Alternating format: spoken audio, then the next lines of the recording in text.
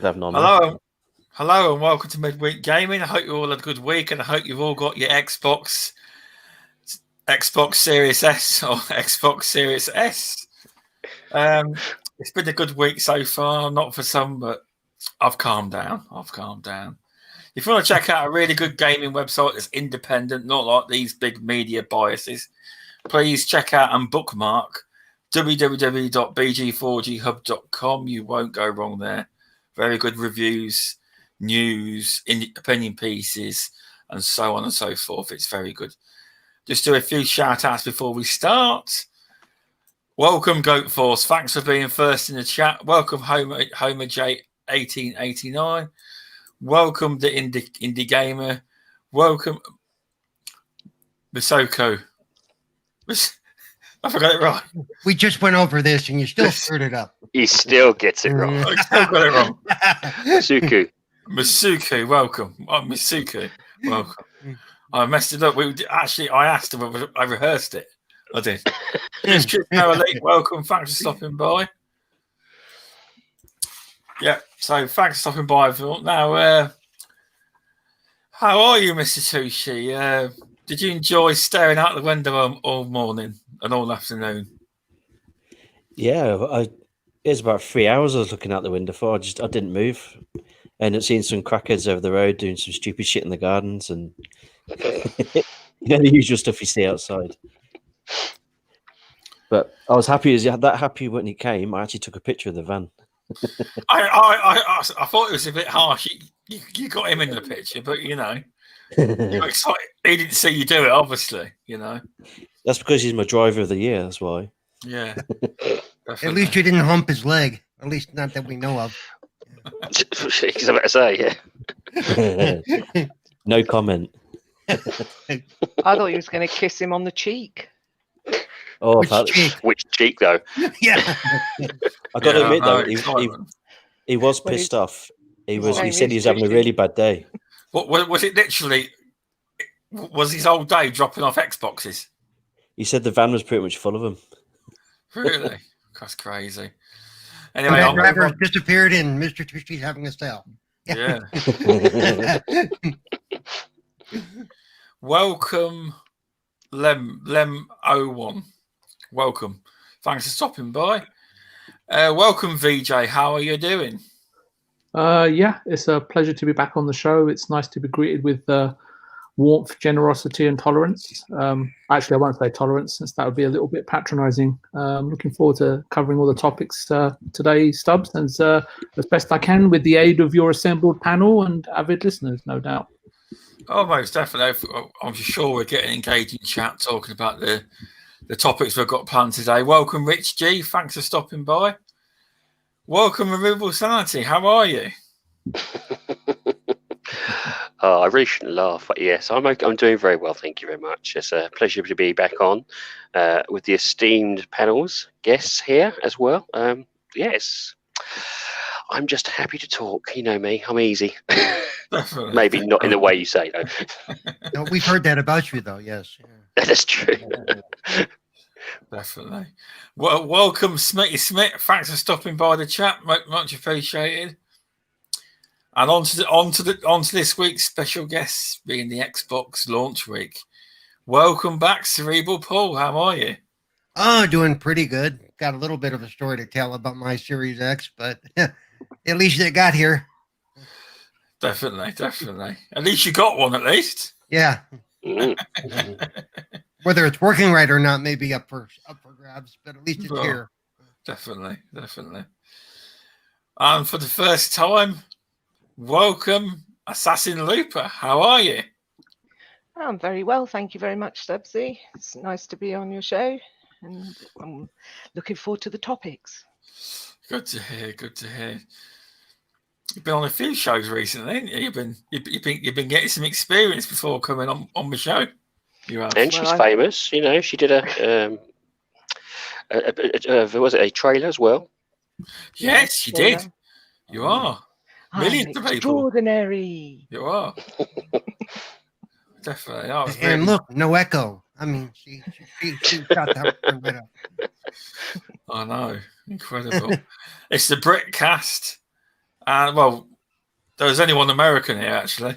So basically, Rick. Mhm. Oh If no, it- you can't call VJ American. He lives there, but he's not American. A Brit abroad. Yeah, expat.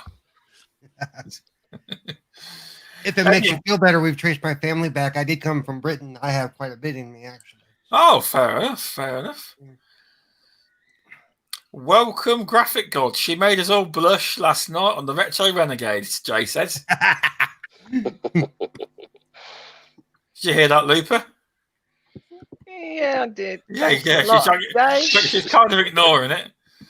Welcome, Warwick Gaming Channel. Thanks for stopping by, and welcome, Dragon Wolf. How you doing, mate? Thanks for stopping by. Now, let's get into the topics. Now, let's hit it on the head. Basically, Series X and S. The question is, what do you think of it? And did yours arrive? And basically, your general thoughts on it. And I'll tell you what, we're going to start off with the guest. The guest this time, I think it's only fair. And I won't ask Assassin Loop at first. I don't think it's fair. Cerebral Paul. Wow. Cerebral Paul. So we're doing age before beauty today. Okay, I get it. All right, no problem. It's here. To be serious, until this morning, I didn't really get to do much with it. I think hopefully it's because the servers are getting slammed, but my download speeds have sucked. Mm-hmm. Yeah. And I've had a couple of it just decided to shut off by itself, and it's not a heating issue. I actually have a lot of tech background, and I'm keeping an eye on it. There've been a couple of things, and aside from when I was doing the pre-work to set up, I almost killed myself like twice, but that's okay. Really? Oh yeah, nothing's fun like being a disabled guy and almost thought- dropping an 80-pound TV on yourself. Oh goodness, that's terrible. Yeah. So how did you drop your TV on you? Because I was moving some wires around, getting ready for the Xbox, and when I Okay. pulled back on my scooter, the wire came with, and so did the TV. So it's God. Oh, yeah, that was after not spending good. an hour and a half on the ground with my leg cut. It was a wonderful Monday good. night. Welcome to good. the land of being disabled. Well, there's a lot of laughs going in the chat. I'm not. Oh, don't worry about it, guys. I'm here. I'm safe. I'm alive. Good to hear. Good to hear. So, what do you say? Have you actually played it? Have you got to play anything on it yet? I finally got. I did a little bit of Forza 7. Looked beautiful with the auto HDR thing. It's great. I mean, it looks awesome. I did get to finally updated my Assassin's Creed Valhalla today, so I got to spend a couple hours in there. That game looks beautiful. Absolutely amazing. I mean, yeah, I'm really happy with it. Like I said, I think most of the speed issues and the connectivity issues are because everybody and their, grandmother and grandfather and everybody else is trying to connect to the servers right now.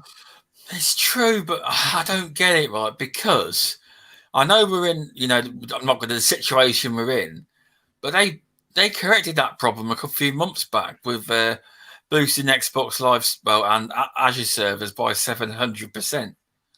Obviously, it wasn't enough. Yeah, because I left it. I went to bed because I was getting frustrated with it. I'm tired of watching the pot warm up basically. And when I got up this morning, 2 of the main downloads I wanted, including Assassin's Creed, had stopped due to error, and I'm like, really? Oh, really? That's not really neat.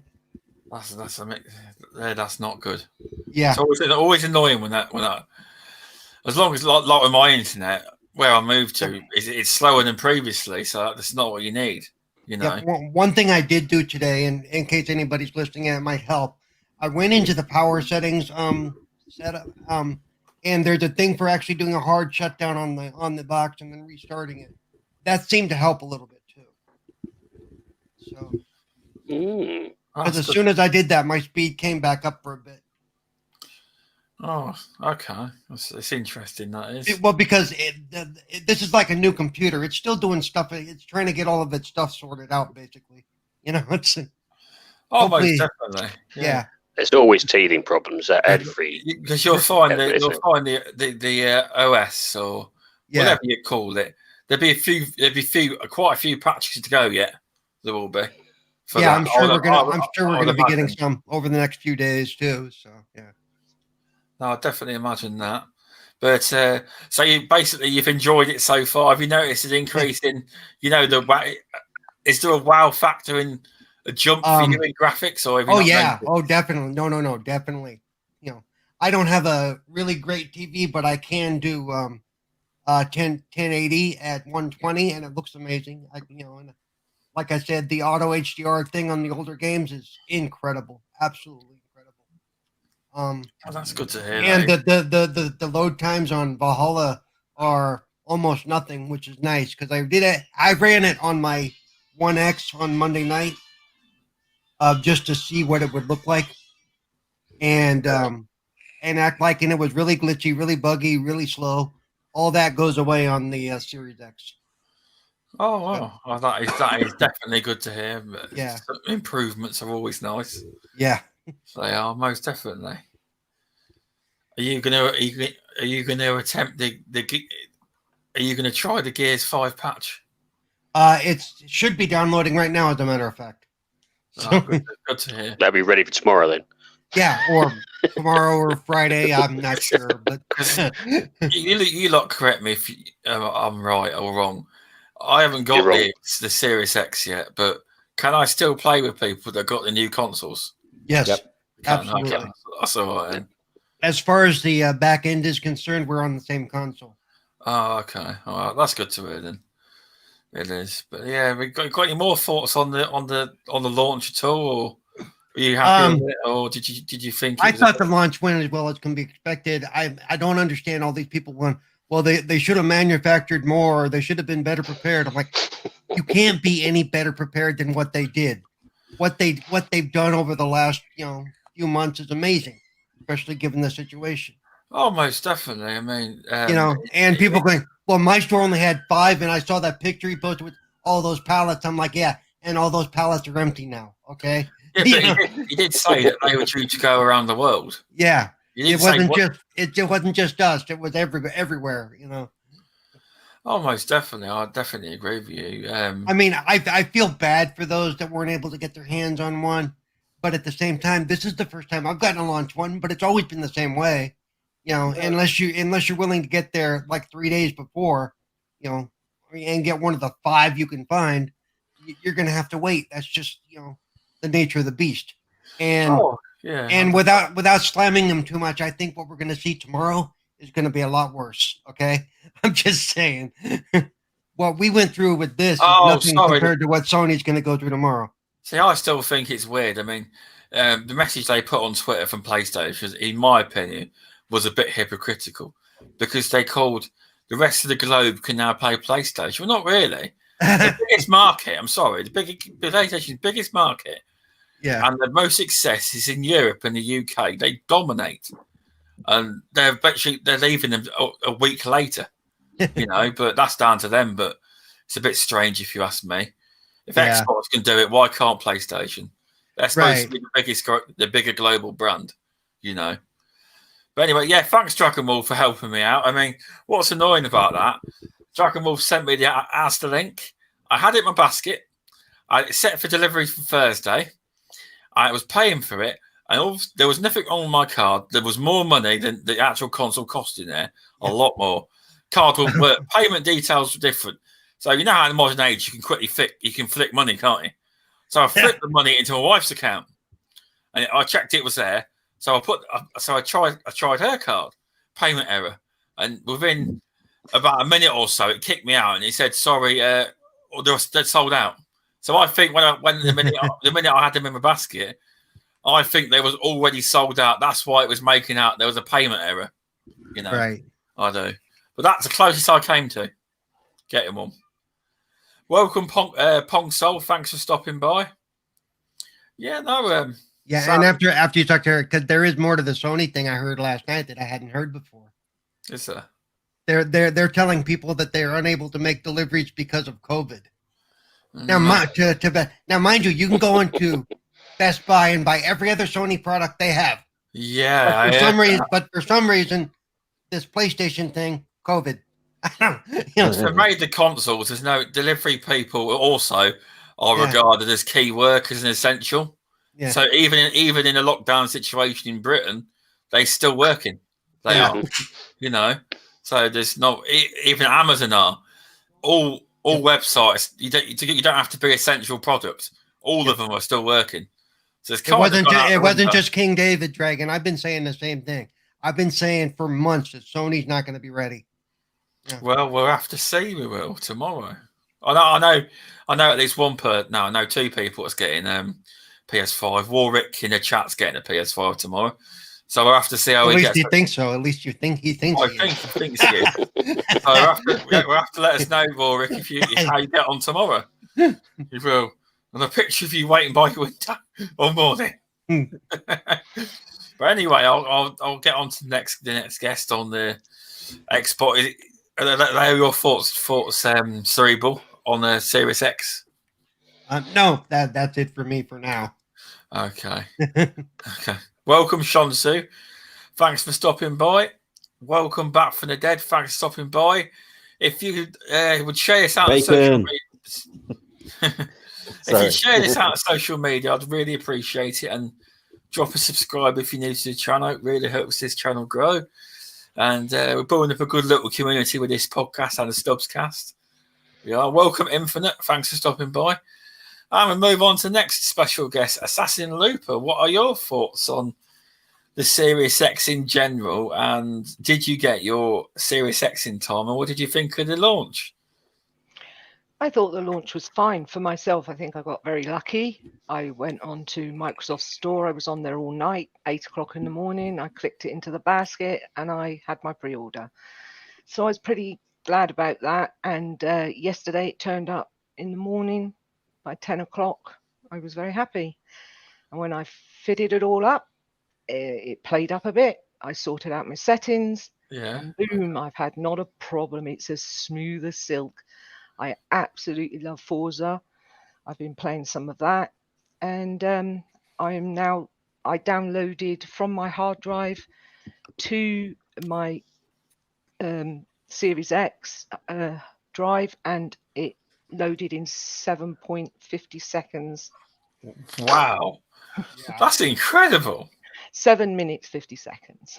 That's incredible. That is. So when I've done with this, Stubbs, as much as I love to be on here, I want to be gaming, so I'm getting to be playing Valhalla tonight after the show. Most definitely, yeah. So you've been enjoying the content. So you were what? So wait a minute, you stole my pre-order. That's it. Okay, Stubbs. Yeah. You're part of the 4-minute crew. It sold out in 4 minutes. Yes, I asked you a question. Now, Okay. did you order that on your console? I did. No, I ordered it on the Microsoft Store on my laptop. Because I went on the laptop and I could never get, even in the Microsoft Store, the Xbox Series X products to ever come up. It kept redirecting me to Argos, etc. Well, that's very strange because I tried it definitely loads. in my store.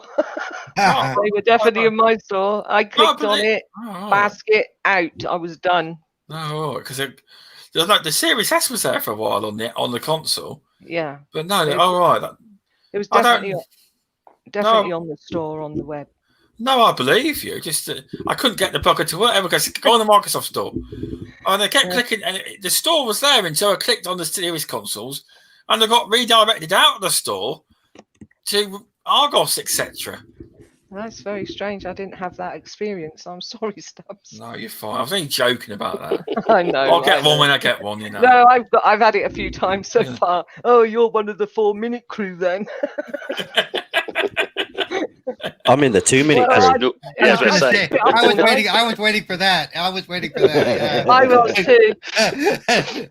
Tushy was bound to take it there. Oh, most definitely. So, what did you think of the launch in general? What you seen online and all that business? Did you think they did the best job they could, or? I think they did the best job they could. I think there's a lot of moaners and whiners out there that can't just get on with their own shit. They got to stick their nose in other people's. They got to make up rubbish with vapes and ping pong balls. That's pathetic, man. I am telling you, I've not heard that box at all. No, It's literally 4 feet away from me. I've not heard it. There's no heating issues. It's in a cupboard. It has 3 inches at the top. It has a lot of air around it. The door is open and it is perfect. And to play on it, the wow factor, I had to try everything. I was trying everything because the wow factor, I can't play Valhalla yet. I'm going to do it later today because I was just so amazed with the graphics were like real life. It was just smooth as butter. And I can't rave enough about the controller, by the way. Oh my goodness, the controller is so amazing. There's no latency at all. And it's nice to hold in the hand. The D-pad is very, very sharp. And I've just loved it. That's good to hear. That it's always good when you buy a new gaming toy, and you know it's much improved from the previous one. But does that mean that basically there's no difference? Because a lot of people, there's always this theory that when you play shooters, if you're wired and you're not and you're wireless, there's a lag. Is that what you mean with low latency? Well, it's the controller. Your reaction with the controller to your reaction on the screen. You can't tell. Yeah. The controllers have been improved. So you don't need the wire? No wire. No wire. I've got my controller is wireless, but my Series X is wired. And the patch for the controller that they're using now is going to come out for the Elite Series 2 soon, sometime next year. Oh, good to Which hear. will remove the latency from the Elite Series 2 as well. Oh, good to hear. I'm really pleased that you managed to get a console and get it next day. It's really good. That is. Yeah. And even though it's his console, you know. Yeah, no. You should name it Stubz console. Stubz. Yeah, it's getting a new name now. It's going to be Stubzy's console. Yeah. What a shame. Oh, no.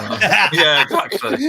If I was in your position, I'd be damn fuming. So I understand. Exactly I was fuming at game though because I thought, I'm in a queue. Surely, if I'm in a queue, I'm going to get one. No. Now, aren't they related to GameStop over here? Aren't they the same company? No.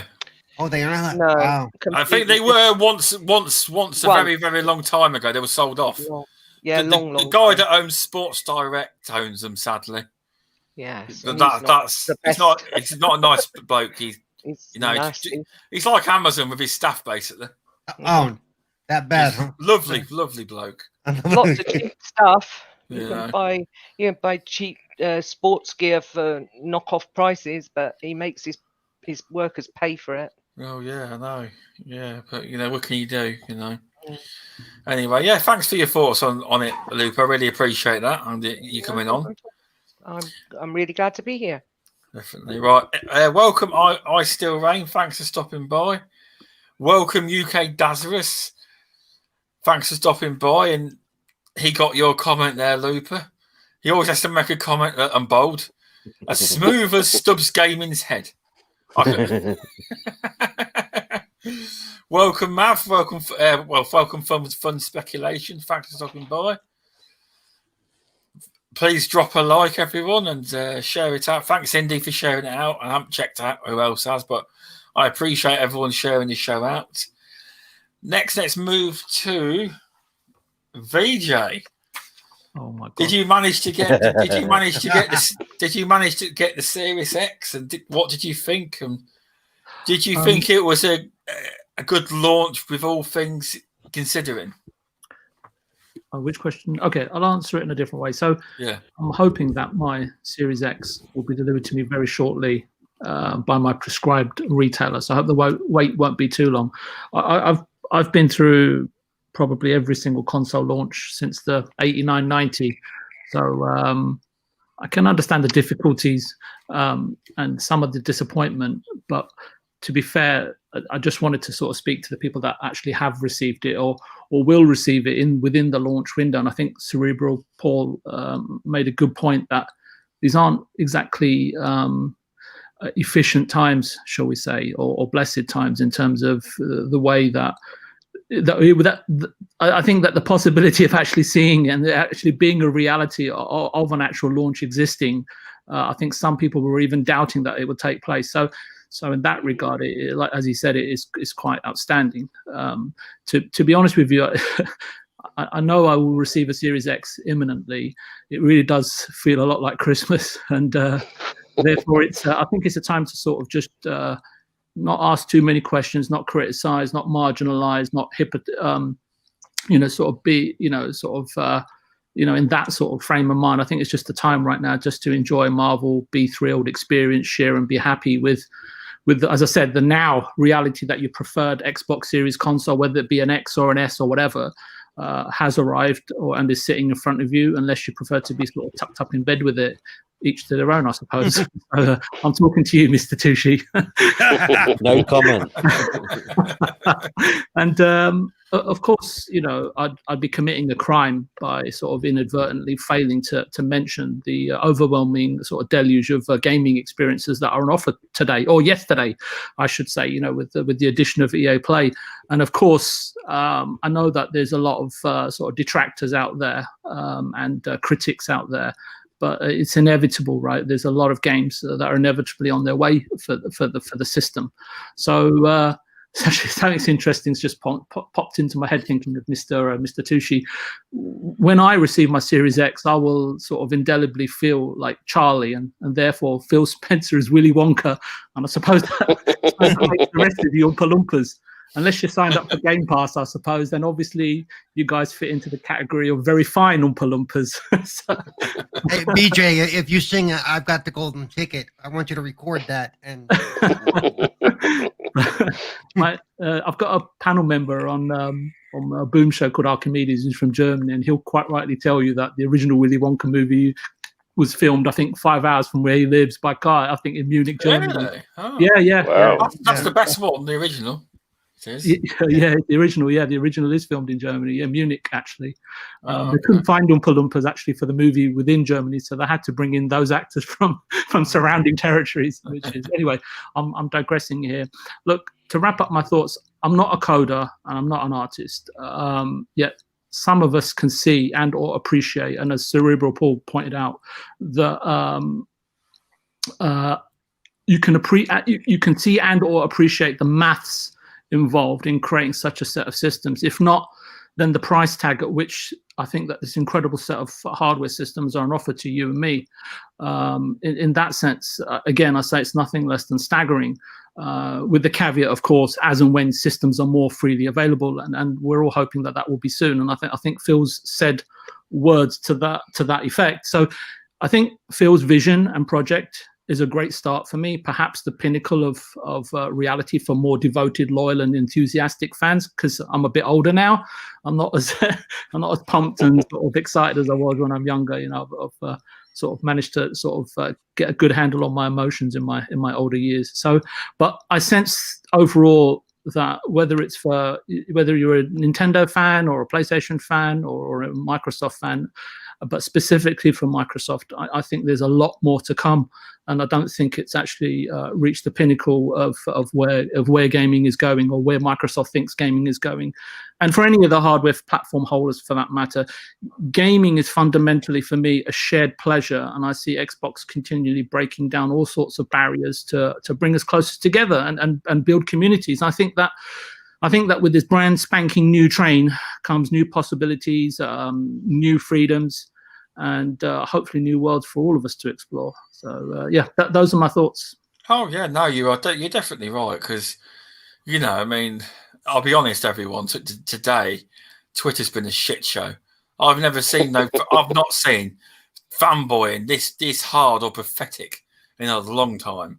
It really is. Let's get a vape machine inside a machine and pretend it's knackered. I'd just like to say something, actually. You just said something there. Yeah. So I just want to say a brief word for those who sort of choose to castigate the Xbox launch with unpleasantries and sort of ill-mannered criticism. The time now is really about greeting everything in the right spirit.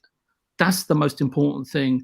Even if you're a detractor or a skeptic, as Kratos, for PlayStation fans, whether he's your supreme divinity, immortal deity, or simply your avatar, he constantly tells you, be better, right? So if you're not going to listen to, Xbox fans, listen to him. No, most definitely, you are right. I'll just shut up now.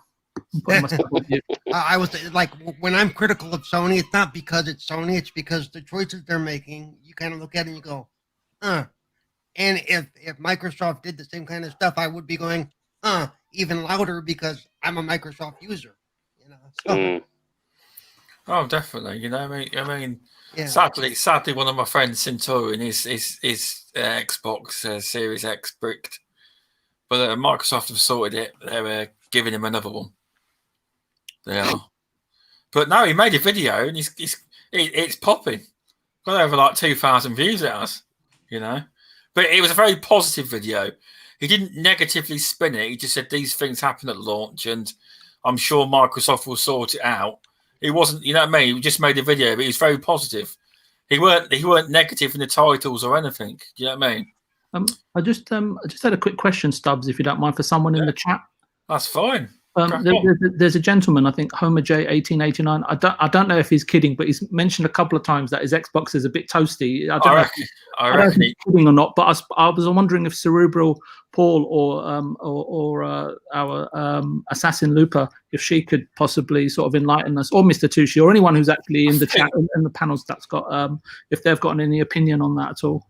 I think he's joking. Oh, okay. I hope so, because mine is warm, but no means toasty. I mean, the problem is, if it goes wrong, the joke will be on him. So, you know. Mine is definitely not hot. It's doing its job.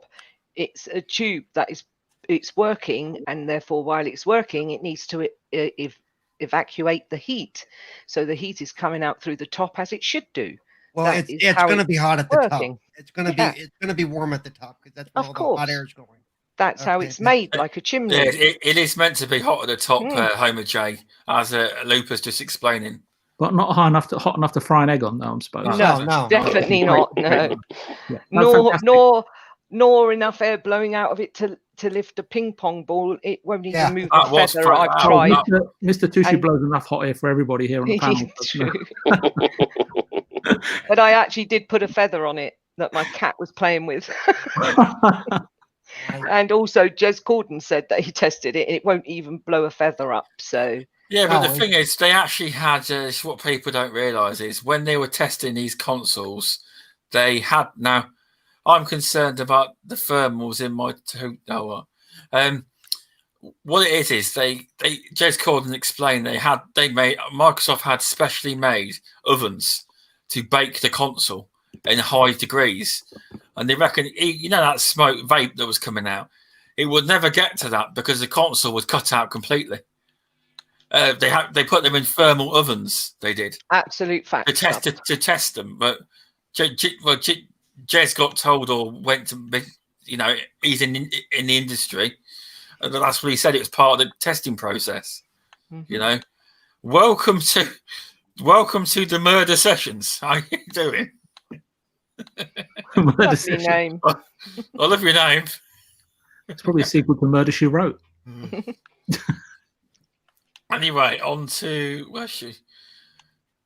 Mr. Tushi, what are your thoughts on? Did you receive your Series X? I know you have. How's yours arrived? Well, and what do you think? And what do you think to the launch? And how have they coped with the current situation going on in the world? I don't know where to start. I received at the beginning. I was okay. Well, I was in the live chat with you when we were pre-ordering, but I managed to get one in the end, which was all right. It came yesterday at 12:25, and I've had literally no issues whatsoever. The only things that's been a pain in the arse is the servers have been rammed. So my downloads. You're moving your microphone. I'm holding it in my hand at the moment. Oh, okay. Hang on, I'll keep still. Is that better? Yeah. Yeah. Right. Yeah. When I've been downloading stuff, I've been getting like speeds at like 30 megs per second. It's like terrible. 30. And yeah, that's. I was getting 8 to 12. Wow. And you've got 500 down in here. 680. Wow. Yeah, when I was doing the initial console update, it took it about 3.5 hours to pull down. Well, currently mine is downloading, and at the moment it's jumping from 4 to 11. Wow. Well, okay. when I've done the first update for the console, I think it was about 3 or 4 seconds it took to download that gig. the 775. It was really fast. The first couple of downloads were really fast, but then all of a sudden, when it comes to like the afternoon or late in the afternoon, it's going really slow. But That's probably when America hit as well. I was So going to say that's exactly Probably, what yeah. it was. Yeah, When that you would have first been. started it, it wasn't getting overloaded like it is now. So yeah, it Oh, was. it'd be fine by Monday. Yeah, it'd be fine. It was the same when the Xbox One launched. That was terrible then. yeah, On the first day. That's all. I can't remember. I did buy an Xbox One, but I can't remember if I bought it on launch or not. I can't remember. Worst mistake of my life, though, to be honest. Buying an Xbox One at that time. So you all say I'm an Xbox podcast, don't you? But at the start of the Xbox One generation, I wasn't a fan, and I sold it and moved on. You know. But this time around, the tables have turned. I tell you why. There's so much toxicity online trying to knacker up the reputation of these consoles. It's because certain people, like one piece of plastic, can see the tables are turning for Microsoft in terms of people liking the brands, wanting the consoles, etc. And they don't want that. They want to crap on it. So you don't make that decision, and you don't go and buy that console. You go and buy a PS5. You know. They made me mad. I won't go any further into it, but in all the years I've been on Twitter, which I don't know how long it's been now, probably 2 or more. I've never seen notes so bad as since this Series X has came out.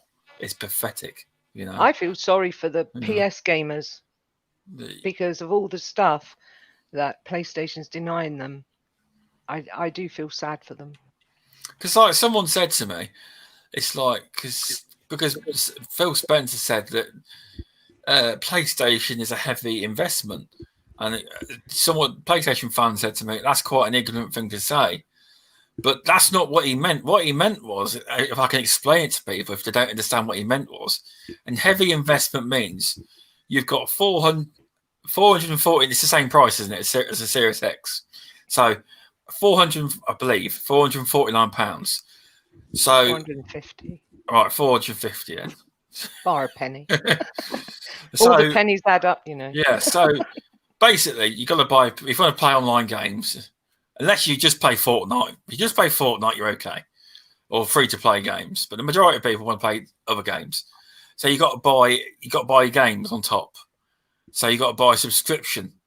Now with and with the Xbox, you just subscribe to Game Pass for $10.99 a month. That's what he meant by heavy investment, because 2 games on the PlayStation cost you over 120 quid on top of your console. And an extra controller plus a headset controller. I believe that's all he meant. I believe that's all he meant. He wasn't being ignorant, but he wasn't that's wrong. how I took it. You know. Yeah, I believe the buzzing is removable. He's trying his best not to do it. I think he's just trying to get the word in edgeways. Yeah. Sorry, Mr. Tushi. Carry on. I forgot.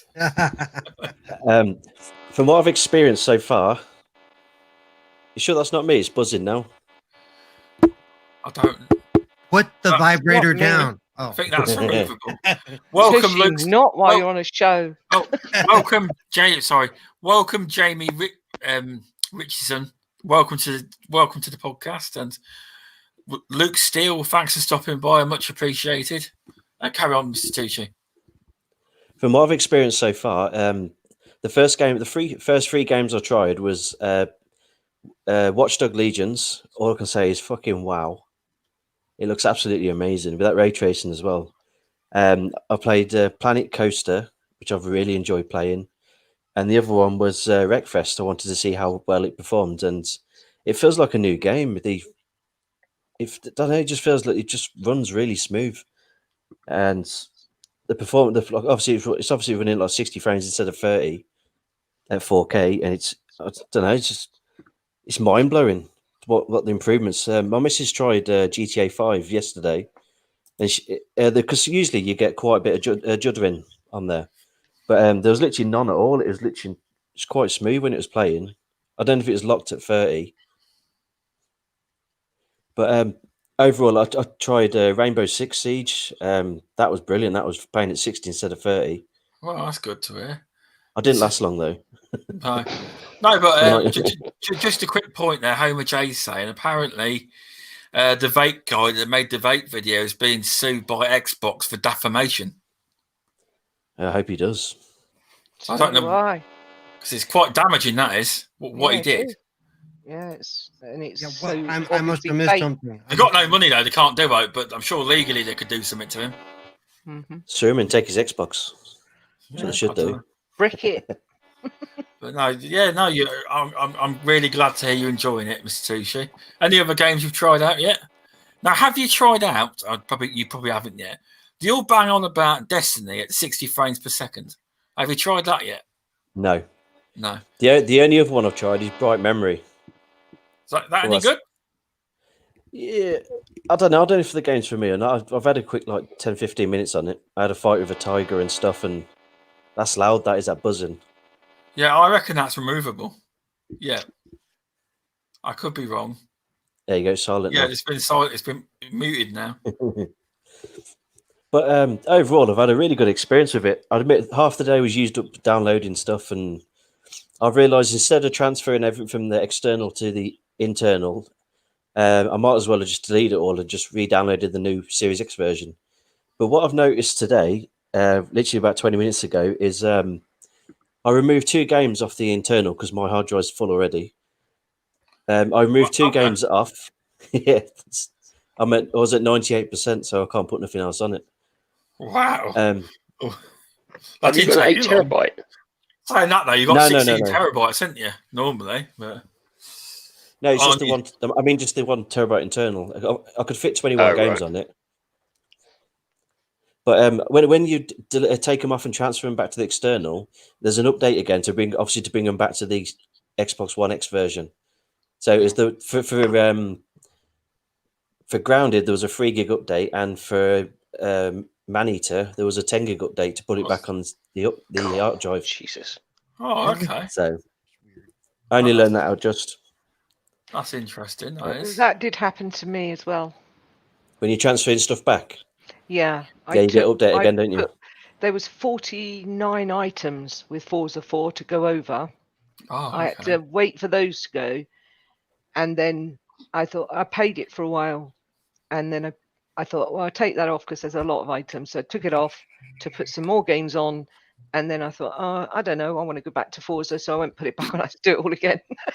I was like, oh, damn it. To what Mav just said, what Fun Speculation just said in the chat about most of the updates, they're close to the size of the game, which is true. There was I think there was for example, Forza Horizon 4 is 60. It was 64 gig, I think, but there was a 71. I think there was a 67 gig update when it was done. But now the game's sitting at 71 gig in total. Is that due to file? They've got.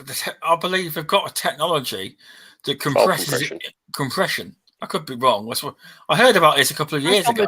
It's the texture packs. It's to do with the texture packs. That's all. It's like, for example, Warzone now was 184 gig on the Xbox One X, but now it's 200.5 on the Series X. Wow! With the upgraded texture packs and stuff. Oh, that's crazy. That really is crazy. So I think with what we're supposed to be able to do is, and from what I can tell we can pick and choose when we move back and forth by going into the breakdown of what the game is. Mm-hmm. That way you're not repatching every time you put something back on from the external hard drive. That information can stay. Yeah, you can have the bulk of the game. You can just get rid of the bulk of the game, but the texture packs and stuff can stay on the internal. Yeah, like you can decide to just download the campaign or not download the campaign Paul, and download the multiplayer. Are you walking away from the microphone? No, I turned away from my microphone. Oh, okay. Sorry about that. It's all right. So you're falling down a hole or something. Pretty much, yeah. Murder Session saying speak into the microphone. He's seen my haircut. Yeah. Everybody calling me a serial killer. And the beard. It's gone. The beard's gone too, yep. Oh no. But anyway, overall, I've really enjoyed it. I absolutely love the content. The performance is amazing. That's really good to hear, that is. Yeah, I've been mainly playing Watch Dogs, but that's absolutely amazing. It's unreal, the detail. So when you're purchasing your expansion card, you might need it soon. I can't afford one. I know. Suppose you've been paying out for all sorts, really. You have to Dude, buy I can't afford Watch Dogs, let alone that expansion card. Okay, so, Yeah, because Well, like no, 2 weeks ago, I bought my son a gaming PC, and then the That's what I Series was X about will to come out mention. now, and then like next month, I'm planning to buy myself a PC as well. Did you buy a PS5 then? No, yes. No, No, you didn't. I was going to wait till Horizon Forbidden West drops, and then I was going to buy them. Hopefully, there'll be a bundle or something then. But now it's available on PS4. I've got no rush to buy one now. Oh, I knew that was coming. I knew there'd be a boot. There was a boot there. It'll be next year. It will be next year. I'll get one. I think a lot of people will as well. You know, or the year after. You know. I'll wait till they're easily available in the shops, and I'll get one. Nobody's given me any inclination to buy a PS5. I don't see the reason to need one. Well, I need one person, but that's it. Well, sorry, two. I know two people. Yeah, but like you can do everything on the PS4, so why do you need a PS5? Well, true, but they go, oh well, it's not got the ray tracing on. Oh, big deal. Yeah. I don't think. I'm not a tech guy, but I don't think you'd be saying, you know, this full power ray tracing, all that. I don't think you'll be seeing that for years until they work out how to use it. I mean, I admit the graphics gonna blow my mind because I'm moving from a Xbox. Well, I had an Xbox VCR before. That honestly, last Black Friday, I got the Xbox One S, all digital because they were about £100. So I bought one of them. So I'm upgrading from that to when I eventually do get a Series X. And I will be getting a 4K TV. I will be getting a 4K TV, but I'm not getting it until Mrs. says not until the TV, the console's been purchased and we've got it. But I will notice a massive upgrade apparently anyway. Oh, you will. It's going to blow your mind. Hopefully. Even on a 4K TV. On my OLED, it's... Oh, wow. I can't explain it. It's just absolutely amazing. Yeah, it's good to hear. Got any more thoughts, Mr. Tushi? Yeah, one last one. I just want to talk about the controller. Since I've been using this controller, I've not touched my Elite. I've not touched my Elite 2. Well, that's saying something. That is definitely. Is that a euphemism? I'll be right back. I got to step away for a second. Yeah, that was fine. Probably something I said. That D-pad, it's so sharp. It'd be amazing for like Mortal Kombat or something. But the response time for we're playing the games is brilliant. It's I was just been trying it out on Warzone as well. I didn't win, but I was doing quite well with it. It's really responsive. So Tushi, have you tried that Tetris game by any chance? I've got it downloaded, but I've not tried it yet. Oh, it'd be interesting. Yeah, I'm downloading that one now. So a lot of people have been saying it's actually quite good. Valhalla, I'm going to be like. Oh, that's good to hear. I'm not touching anything else. It's only 4 gig. I know. Indie game, I will get a TV. You know, money's been with my knee and all. I will get the TV, but it may not be straight away. But I will get the TV. I do aim on getting one with HDR10 and Dolby Vision and that. But I will be getting one. I know. But what I've noticed, it's a bit misleading on the Xbox Live part. Your friends list. Because I know someone's got an Xbox Series S, and I messaged them saying, "Have you got an Xbox Series X?" And no, why? So I sent them a photo, and it says on a lot of the games, Xbox Series X edition. So what's that about? Has she picked the wrong version or something? It just says Series X when she's on the Series S. No, I think the picture is to identify the fact that that game has Xbox Series X potential updates. Right. It's identifying that you can that game has the X Series X is extra elements. It's not the fact that they've got the X Series X game. It's just telling you that that game has extras should you upgrade. Oh, fair enough. Yeah, if you go to the store, you'll even see the ones that have the SX on them. Oh, fair enough. Yeah, no, indie game, I didn't know what you meant in general. You need a matching TV to see the true power of the beast, the Series X. And on to, have you got any more thoughts, Mr. Tushi, before we move on to Removable Sanity? No, just one last thing. It's just something I've just noticed on Watch Dogs. There's a picture I posted earlier with the ray tracing with the buildings reflecting. What I've noticed, when you park still, when it rain, because it's raining, the rain runs through the dirt. So you see the lines through the dirt where the rain is on the car. That's well interesting. That is very detailed. I've just noticed that myself on the screen. But anyway, over to Removable. There you go. I don't even need to ask you the question because you've heard me ask 4 people it. So that's potential. Yeah. I think if anyone who's followed me on Twitter, they probably kind of realised my story. It was a little bit different to most people's.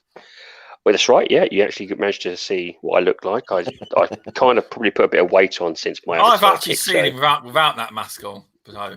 There is 4 people have only ever seen my face, and yeah, that's I do like to try and keep hidden, the man of mystery as it is. But yeah, unfortunately, the DHL van that was supposed to deliver mine, it kept going up and down my street 4 times throughout the day, Really? And it was the same van, same driver, and then he put in the afternoon he dropped it off, and he even said, he said, I've been to this close now for about 4 times. I said, I kind of bit my lip. So he had that package was sitting in his van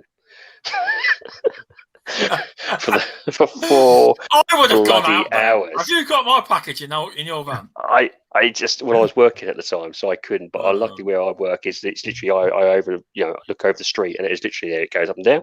It's the same person, same van. I'm thinking it's going to be him. It's going to be him, isn't it? And it was. It bloody was. Unlike everybody else who's probably been playing all these amazing, fantastic games, I have actually been playing an indie game.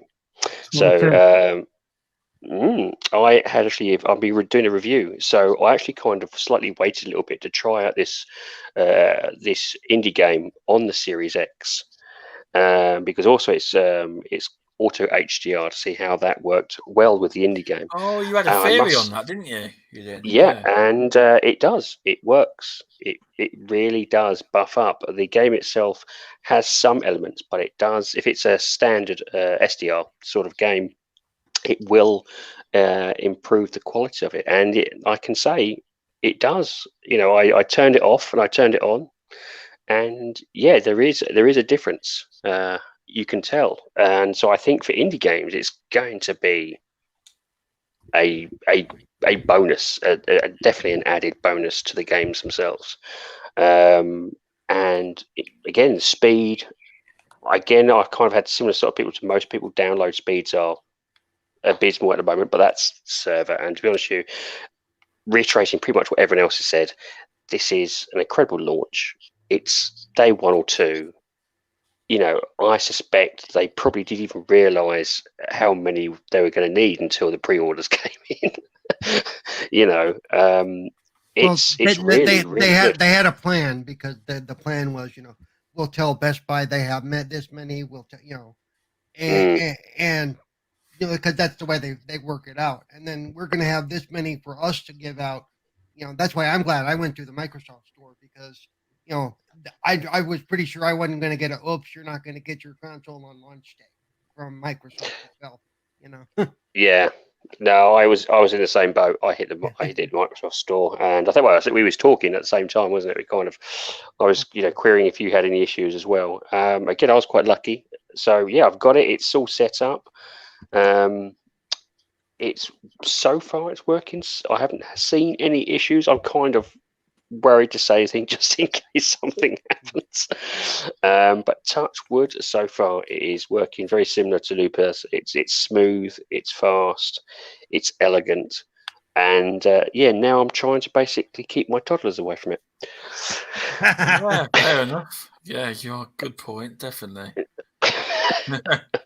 It's a new thing, so instantly, if anyone who has children or definitely toddlers, they know any brand new thing, it's like a magpie. They just literally run towards it. So I'm currently, I've actually got a fence built around it, so they don't go near it. Great, you got a razor wire around your Xbox. I still think they climb over the bloody thing. What game was it? Your indie game you play? Indie game was asking.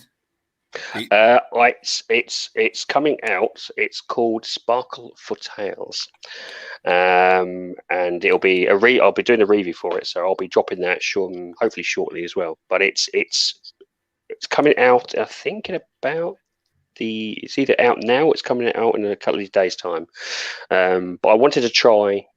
While everyone else is going for the big, heavy hitters, I wanted to try something different. So. And also I was reviewing it, so it was perfect. That's good to hear. Any more thoughts on it? I can't really. I'm going to be reiterating what everyone else is saying, to be honest with you. Fair enough. Yeah, that's actually why I had 3 topics, because 55 minutes for the first topic, which I knew would be a fun topic because it's quite a big topic with it all going on at the minute. But yeah, that's been a very good topic that has. Now, on to the next one. Now, this is a question that it's a general question. It's not an Xbox-specific question.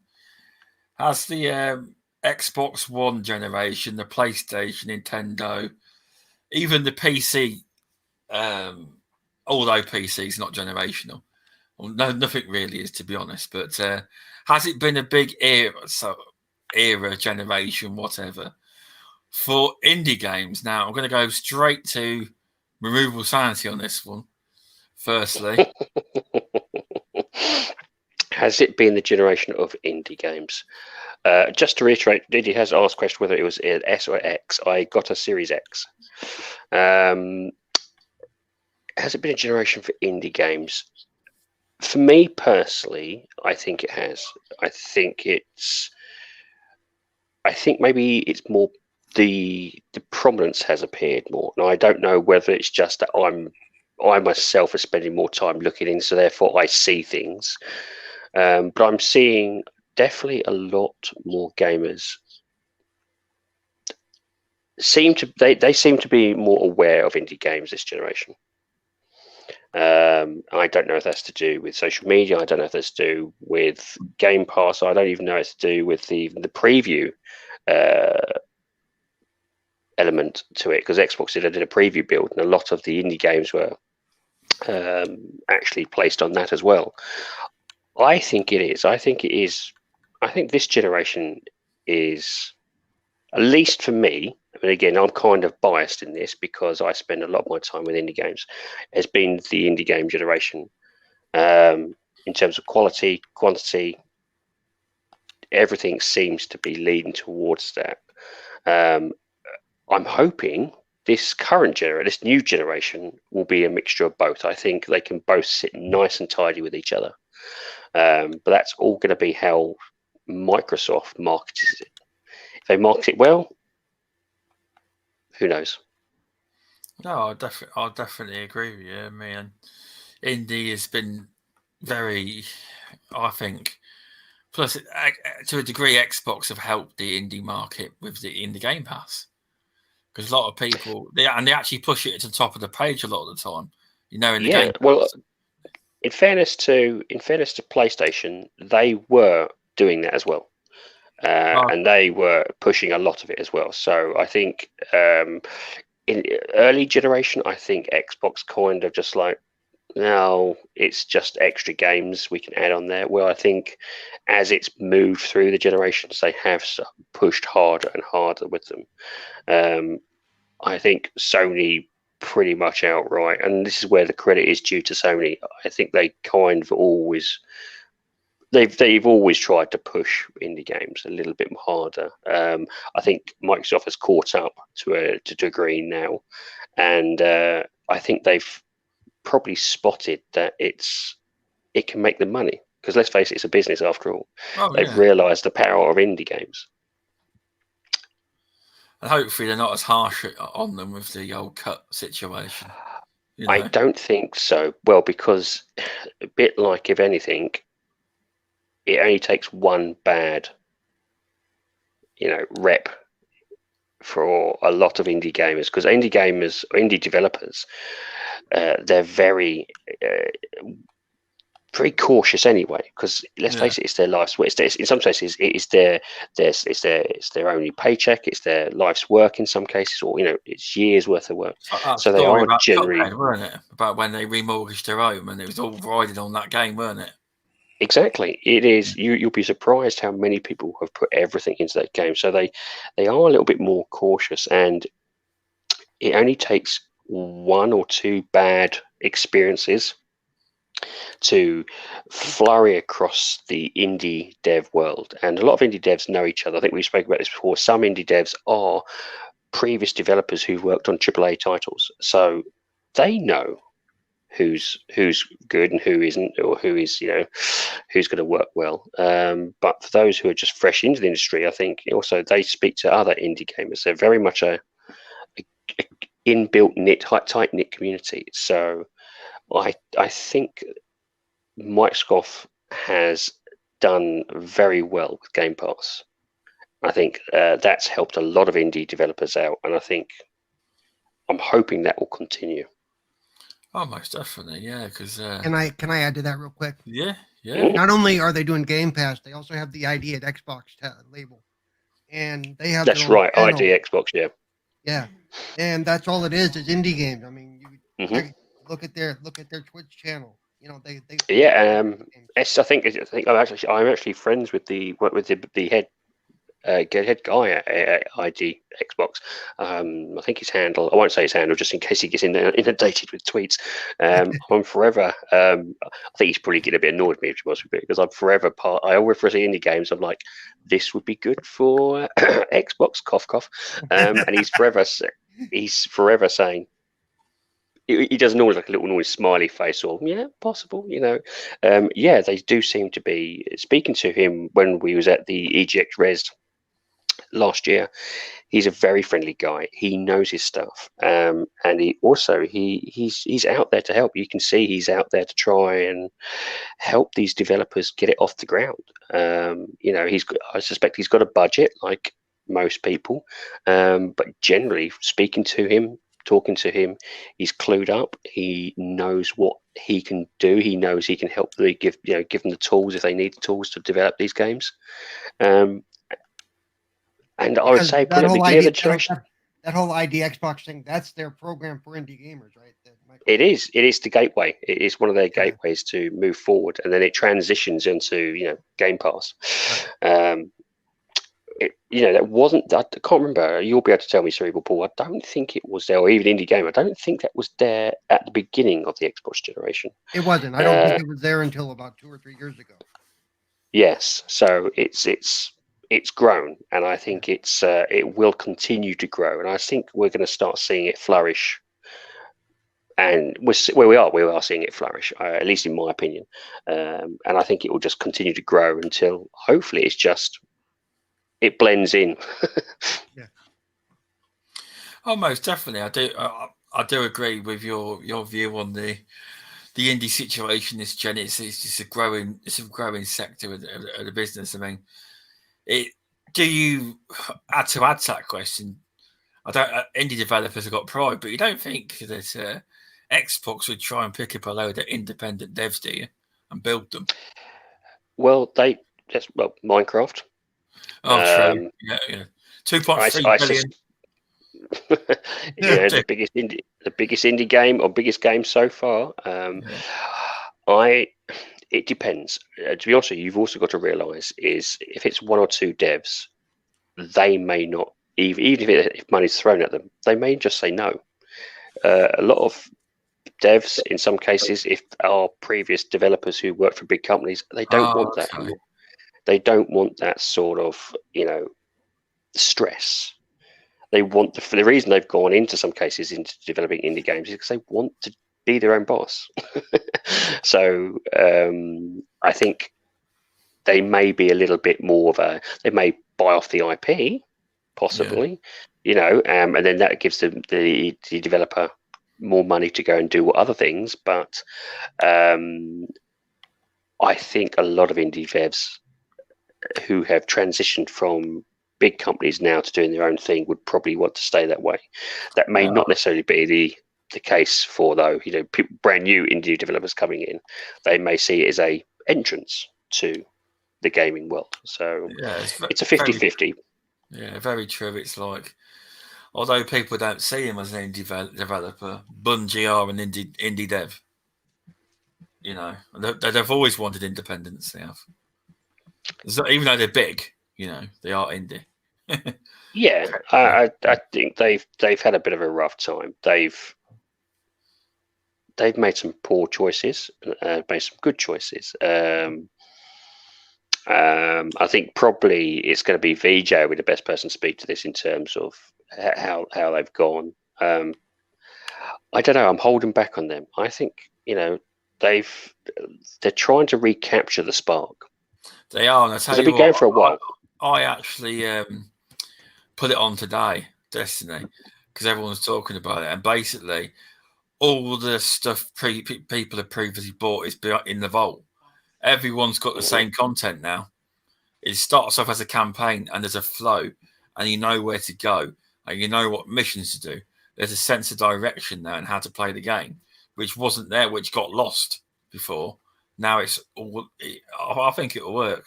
Anyway, let's get back onto indie games. Well, just to actually pick up the point which Indie Gamer has mentioned, the chap, and he is correct. There's over 2,000 indie games in the works right now through ID Xbox program. That's incredible. So that's 2,000 potential brand new games that could be just as will keep you entertained just as well as any AAA game. We'll have almost some places almost have the same sort of level of graphics in terms of fun. There's a lot of games which people have forgotten about or don't appreciate is coming this way. I most definitely agree with you. The Murder Session says the Xbox have just tweeted out, "Don't blow vape smoke into your console." Yes, Mr. Tushi, I've seen your video. Well, I just kind of wonder, surely the vape itself is going to start. What happens if it sticks to it? What happens if it's the chemicals in it? Is that a good thing? I don't think it would hurt it. I don't think you'll see him do it again now. No, Xbox has had that. All I've done was blow it across the top. I didn't blow it in the back like this fucking idiots did. Exactly. So it smelled of strawberries inside, wouldn't it? Oh no, definitely. So, Cerebral Paul, do you believe it's been a generation of the rise of the indie games? Then big, successful generally. Oh, definitely. I mean, it's gotten to the point where I don't necessarily know which ones are indie games and which ones are big market games. That is really good, though. To be fair. Yeah. That's exactly what we want. That's the credit to developers. That is. Yeah, there are some I can look at and go, yeah, that's an indie game, but doesn't make it a bad thing. But I do like the games like you just named the company that's not Bungie, right? They're maybe indie, but they crank out some great games. I mean, Yeah. I didn't know until you just said that they were considered an indie company. Can you stay near your mic more, if that's possible? Oh, sorry, I'm falling out of my chair again. My bad. So, but yeah, they are since they bought themselves out of the contract with Activision. Yeah, they're now deemed technically an indie developer, even though they've got plenty of money. Yeah. So I mean, so it's possible for even though they're indie, they're big. It's doable. Exactly. Right place, right time. And I think this whole generation, like we said, he said, ID at Xbox started in 2014. That's 6 years ago. Yeah. Look at what's happened in the last 6 years. And to me, most of it's happened actually in about the last 3. The last 3 have really been cranking up the indie game. Here we are. Here's our stuff, because they now have a way to get it out there. Mm-hmm. And I think Steam started that as well. Steam opened up their program. I forget what they called their program for little indie games to get on Steam so they could get noticed. But they had a program specifically for that as well. Did they? Oh, that's interesting. Yep. That's good to hear. That is. Yep. Who's clicking? Who's clicking? I'm not clicking. No, what about it in chat? Definitely not clicking. Not me. Oh, I don't know. But no, I mean, He's playing his bloody games. It's probably is. It did sound like a controller, didn't it? It sounds like you left to right. Yes. I've got to admit, it's me. Nailed you, Tush. PGA Tour Golf, sorry. Yeah. It seems like we all currently seem to have a good view on the indie games, that they are a big part of the generation, Cerebral, Paul. It does. Yeah, definitely. And it's only going to get better and bigger. Oh, most definitely. Most definitely. Any more thoughts, or should I move on? I've been playing more indie games leading up to this launch than ever. I've been playing The Tourist, been playing The Gardens Between. Really loved them. Nice little games that keep you involved. That's good to hear. That's what the indie games were. And I tell you what you just said there was probably music to indie gamers' ears. That's what he's trying to spread the message. I love it. I love the diversity. Open people's minds up. Mm. You know. I love the diversity. It doesn't always have to have a AA banner or a AAA banner. Simple games like Limbo, how that took off. It was an amazing little game. Really, really good. And I love like things where you're playing in the world, but you've got these puzzles to deal with to get through, and and I just love that sort of thing, and I really thrive on it. And to be honest, if I want a break from the tension, the stress, the concentration of playing a big game, I drop to an indie game and have some fun for a while. No, that's good. That's good to hear. Would you? Well, I presume. Would you also agree? It's been a big. They're getting bigger and bigger. It's been quite big throughout the gen. Oh, definitely. And I think the biggest thing to help indie gamers and developers is Game Pass.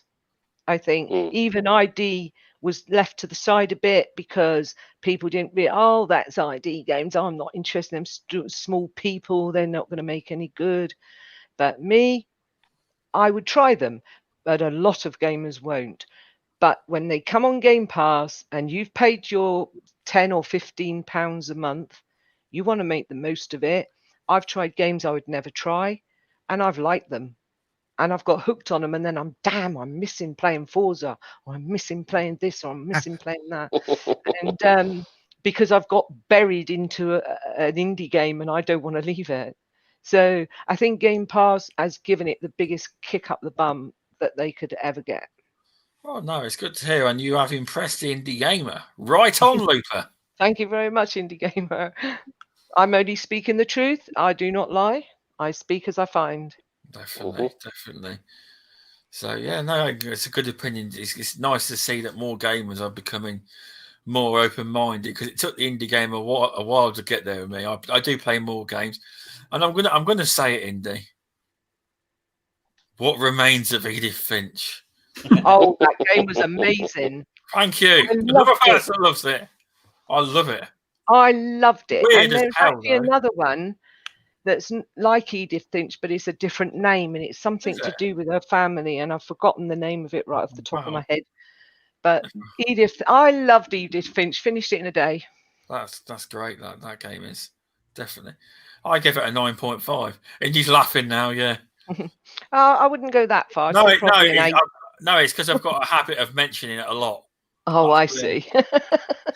That's what it is. No, but it was an absolutely astounding game, and it took you through a roller coaster of emotions. Was it Vanishing of Ethan Carter? Was he just joking? That's it. Name? Yeah, Ethan. Right, no, that's it. I'll be looking that up then. Yeah, it's on the same lines. I'll be looking as Edith Finch. But I really enjoyed that game. That was one of the ones I couldn't put down till I completed it. I had to do it. And people rag on, tell me why. But if you get involved with the story and you understand where they're coming from, man, and the choices you make have a big impact. Man, that takes you way up, way down, and way across on the left. Is that the game where there's 36 possible variations? Correct. Wow. Mm-hmm. It's incredible. Because it's your choice. You make the choices, and I'm not going to mention anything about it, but you make the choices, and if you make the wrong choices, things don't turn out so good. And if you make you can make it an average choice, or you can make it the best choice that could have happened.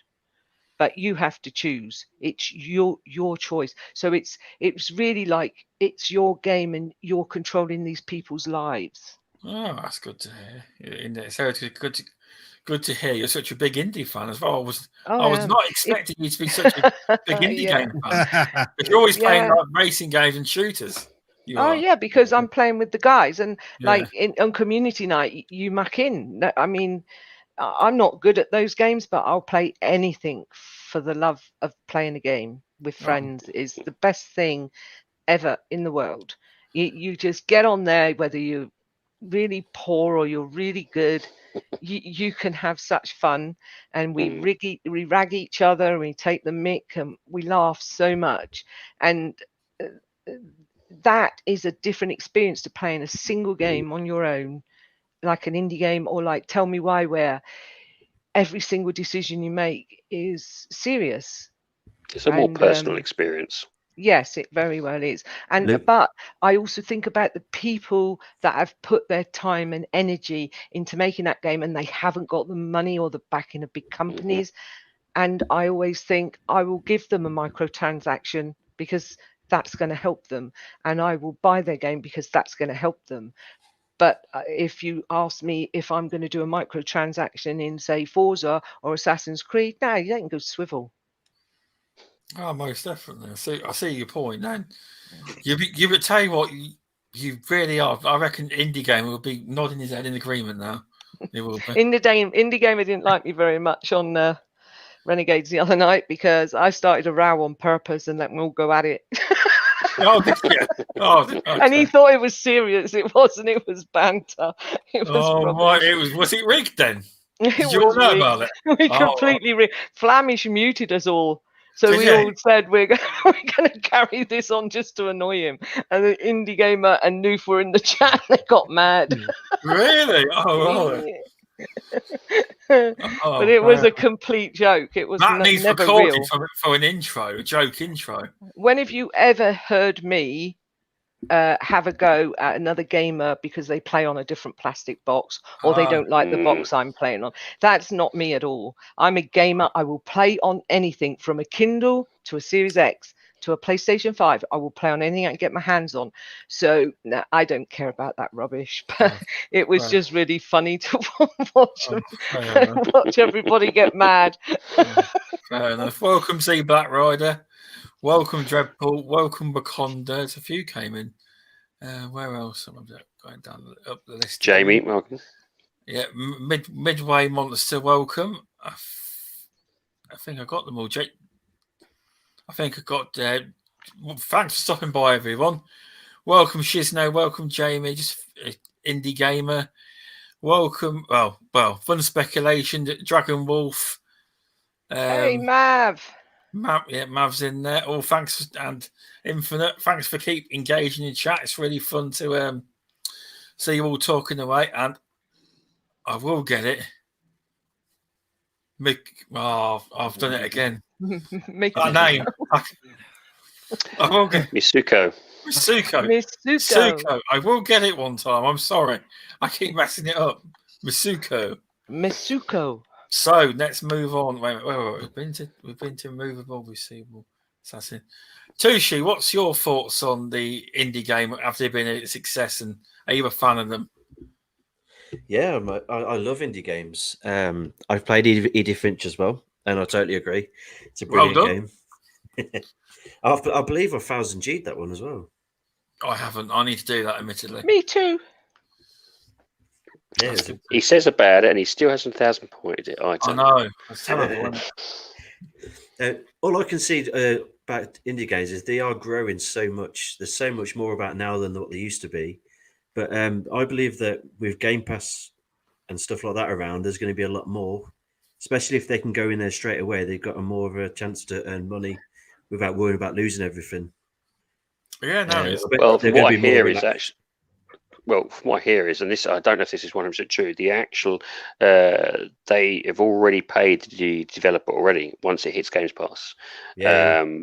It's actually the money, the funds that go from Game Pass. Actually, I think if I'm correct, and I'm not 100% sure, that actually goes to Xbox because they've already paid for the developer outright. Now, I don't know if they get maybe a percentage after a certain amount of games, but regardless, it's already that developer's already got a big chunk based on what what I think is a perceived. That's what I believe. That's what I've been told. That's probably it, because I heard something, well, not about Game Pass, but it was like, about TV adverts, and it was a story about one of the most successful adverts ever, and it was either you pick to get paid a one-off fee for the advert, or you pick the royalties. Well, apparently this guy wasn't very famous at the time. He wanted the money. Well, apparently, if he had picked the royalties, he would have been a millionaire. It picked up that much traction, and you know what I mean. But I don't know if it's not obviously the same in Game Pass. I'm just saying. Apparently, sometimes companies pay people very differently. They do. But Microsoft pay the indie gamer whose game's going to go into Game Pass up front for sure. And then after a certain amount, like they say, it goes in Game Pass for 6 months or a year or whatever it is. And then after that, then they make either another contract or the game leaves Game Pass. Yeah, definitely. I think so. I think it'd be something like that. Anyway, Mr. Tushi, I'd like to carry on. Yeah, it's basically, I think you're going to probably see at least triple the amount of new developers and new teams, new games coming out. I can't get my words out. The future's looking bright. Let's put it that way. That's very, very good to hear. It is. That's all I've got to say, really. I enjoy indie games. I sometimes enjoy more than the full blockbuster ones, the big ones. You always go back, you always remember them, and it's like, for example, A Plague's Tale. Golf. That game was Belgian amazing. Golf. I started Plague's Tale. I need to finish it. That is an amazing game. I really wish. I can't make it through the courtyard. They keep killing me. I start getting stuck in that first courtyard and that reminds me, I'm going to put that on my Series X because that's going to look sweet. It's going to look stunning.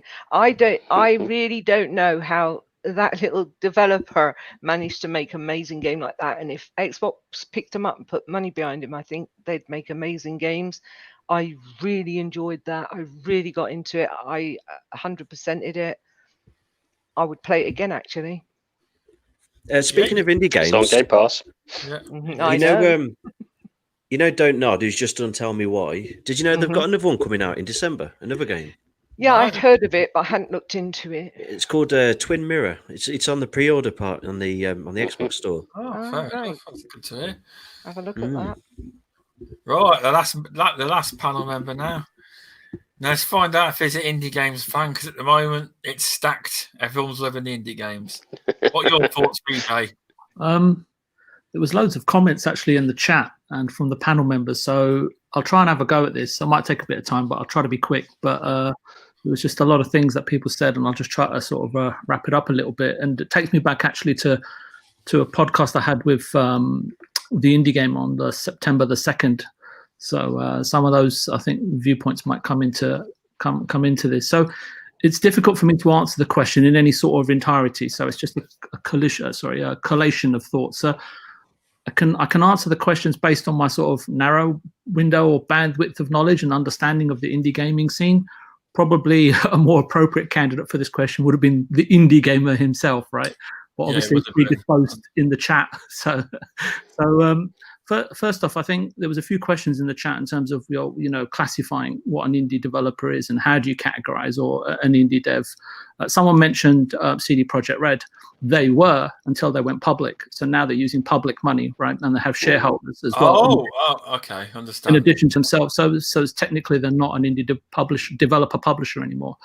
I understand the go-to perception of indie games in terms of a mass market, because everybody on the panel, I'm assuming, is more of a seasoned gamer than the mass market. So most people, and I think Assassin Looper kind of veered towards this point in terms of, it's a small unencumbered team or an individual like Joe who's making Song of Iron, creating the game, that we've come to know that he's making on. So, but relatively working with little to no publisher involvement and being able to work and or liaise with a platform holder directly. But very few, and a Removable Sanity might be able to speak to this a lot better than I can, but I'm assuming very few actually make it through and get the opportunity to actually engage with ID Xbox.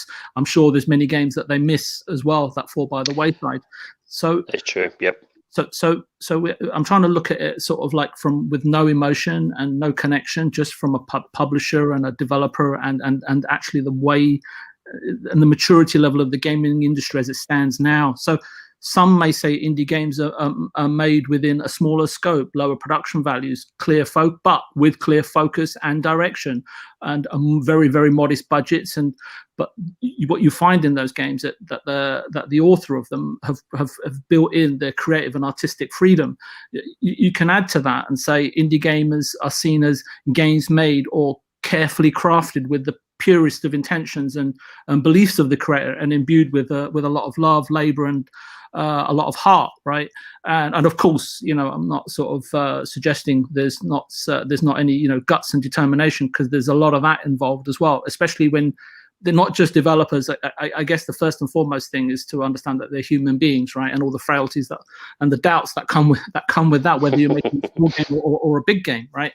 So, and for some gamers, indie games means experiencing a game exactly how the creator intended, in its purest form, untouched and unspoiled. There are indie publishers, I would say, that have come across my eye because of the Indie Gamer, and to consider companies like Annapurna Interactive, Noodle Cake, Indie Fun, and there's at least a dozen others, right? But it gets which is the right fit for which game, and that's always the difficult thing, right? Because sometimes publishers pick the wrong games, or developers or creators pick the wrong publisher. The right publisher and not an unscrupulously or morally bankrupt one, and we know some of those out there, can add an enormous amount of value to the right game. No different to a novelist or a writer in finding the right publishing house for his or her book, right, or manuscript. So having said that, in my opinion, any external studio, this is just my opinion, I've just given you sort of a variety of perplexing thoughts to sort of take away and then decide for yourself. I'm not giving you a be-all and end-all scenario here. So in my opinion, any external studio or individual that is sort of surviving from game to game and is reliant on personal and or external funding for a project, typically via publisher or your own personal savings, is by definition an indie developer. And size, I would say, is irrelevant. We've talked about an individual in terms of Joe working on his passion project, which is A Song of Iron. And I think somebody mentioned Bungie, right? Who first and foremost do want their creativity and individuality and want to remain independent. And they have taken some steps in order to generate a division which handles publishing, but it's never going to have the clout of a major publisher like EA, Activision, and so on and so forth. So even 50 individuals, as I said, can make up a studio, and then you only have to look at Obsidian, right? Before they were bought by Xbox, I think they had 50 or 60 people working there.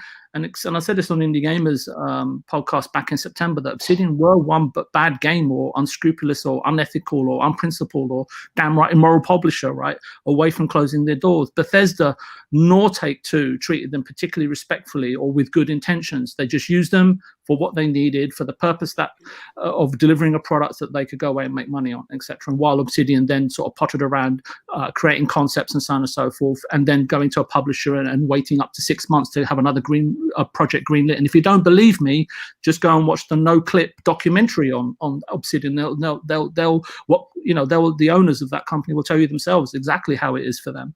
Now, Obsidian is potentially a long-term, now that they've been brought under Microsoft, are potentially a long-term AAA studio in the making. And since they are not only part of a publisher, but in fact a platform holder, right? So there's no holds barred, no limitations, perceivably and potentially, regardless of money worries being set aside. I think a big part of a company, being a part of a big company has its implications, short, medium, and long term, but we won't go into that now. And then you have someone like Joe, who's reliant on self-funding, and he's managed to sort of defer the requirement of funds, right? But at the end of the day, what do they all have in common? They all need to recoup, and I think it was you, RemovableSanity, that said they all need to recoup their money at some point, right? They're in the business to make money. So, but how long before, even for him, life or family eventually dictates how he continues or finishes up his project? And we're almost all of us dictated to by a tangible or intangible force, right, at some point or another. Now, I think someone mentioned again, Idea Xbox. I think it was the indie gamer in the chat, and also Removable Sanity says in 6 years they've shipped something like or they're about to, or they have just after 6 years shipped their 2000th game through the program, and they've paid out, I think it was about 1.5 or 2 billion. There's those two contrasting figures. I don't know which one's the right one in royalties. So if you compare or factor that against the fact that the gaming industry in 2020 is worth 60 billion in the US alone, it's a pretty insignificant number. Wow. But it's important to note that these figures are based on Idea Xbox's definition and categorization of indie developers and games, not my personal one, right? And I've already given you my definition. So if you took my definition, numbers and metrics, that would portray and paint a far different and bigger picture. So Idea Xbox, you would ask them, well, why bother when Halo Infinite may cost you more to develop than you've earned from hosting 2,000 games via Idea Xbox for 6 years? From my perspective, instinctively and factually, we know creators, gamers, and the industry as a whole would be the poorer for it. And the next great studio, odds on, will emerge from creative indie endeavors. So from Xbox's perspective, maybe, well, critically acclaimed and commercially successful games are very easy to spot with what I call a grassroots initiative. That's how I see it, or a hunter's playground. And let's make no mistake, right? As a corporate person, in this playground or jungle or a grassroots initiative, as its PR marketing name is given to it, there is only one predator, and that's Idea Xbox. So it also helps to identify. I know I can be cynical sometimes. It's just part of my makeup. It's also helps to identify upcoming and talented individuals and studios who can be or are potentially signed up to exclusivity agreements with Xbox. Much less riskier for Xbox than trying to build teams and studios of your own. And I think Removable Sanity already pointed this. I'm just tacking onto the back of piggybacking him, basically. When you can sort of identify talent and sort of incubate them at a relatively low risk, high reward scenario. While first party exclusives are important, so is the flow of content. And even though we speak of Xbox's 23 studios, remember there are a number of first-party developer relationships that create content only for Xbox, which means they are a part of the Xbox game. They are not part of the Xbox game studio stable per se. They're independently contracted studios employed to supply Xbox with content exclusively. And Moon Studios, I'm assuming, is a very, very prime example. Only for Ori, though. I'm sorry? It's only for Ori. Yeah, but you can see the relationship. Even if you go to their website, right, they have like the moniker of the Xbox Studios on there, and it's a relationship, and it's a strong one. And I don't see anyone else stepping in there. As far as I can see, I would, say odds on they'll continue to make content for Xbox as long as that relationship stays stable. Sorry, and I do have another wonderful story, but I'm quite concerned everyone's falling asleep right now, so I'll just leave it at that. No, you are right in what you say, VJ.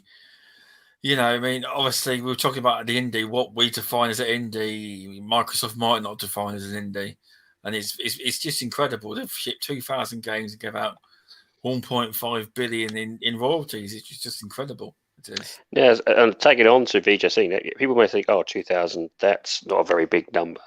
That's 2,000 games. Now that's potentially 2,000 indie developers who now will continue to start making games. Exactly. So that could double and treble. So that 2,000 is like potentially a starting point. That could double, treble, and quadruple, because they've now got the funds, the experience also from using Xbox to now move forward and create games. The last thing you want is for to dampen any developers' creativity. So if they can see that, and I'm guarantee you that's been that positivity, or I'm not saying there may be some negativity, but positive general. I'm hoping to positive vibes with Microsoft that will be spread around like hotcakes. It's like if you can get here, and as VJ did mention, it's not easy to get into the ID program because they also have a budget. They also have a funds to do. But what I have spoken to the ID manager is they've got business metrics to hit at the end of the day. yes, yeah. Right. But I have spoken to the guy, and they are actually open to letting indie developers utilize their software with very little to no cost.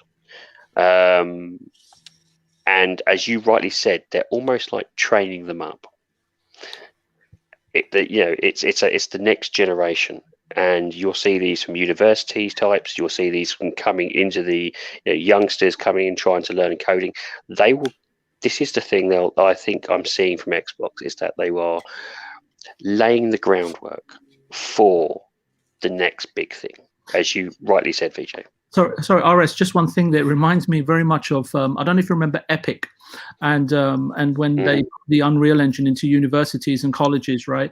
And it was a great gesture, but obviously it had an underlining sort of objective, right? so yes, of course. I think, a lot of these things, they do have measurable goals, but they also have a huge upside potentially, right? Whether it's in talent, whether it's in studios, whether it's in acquiring IP, or whether it's just providing a flow of content for your platform.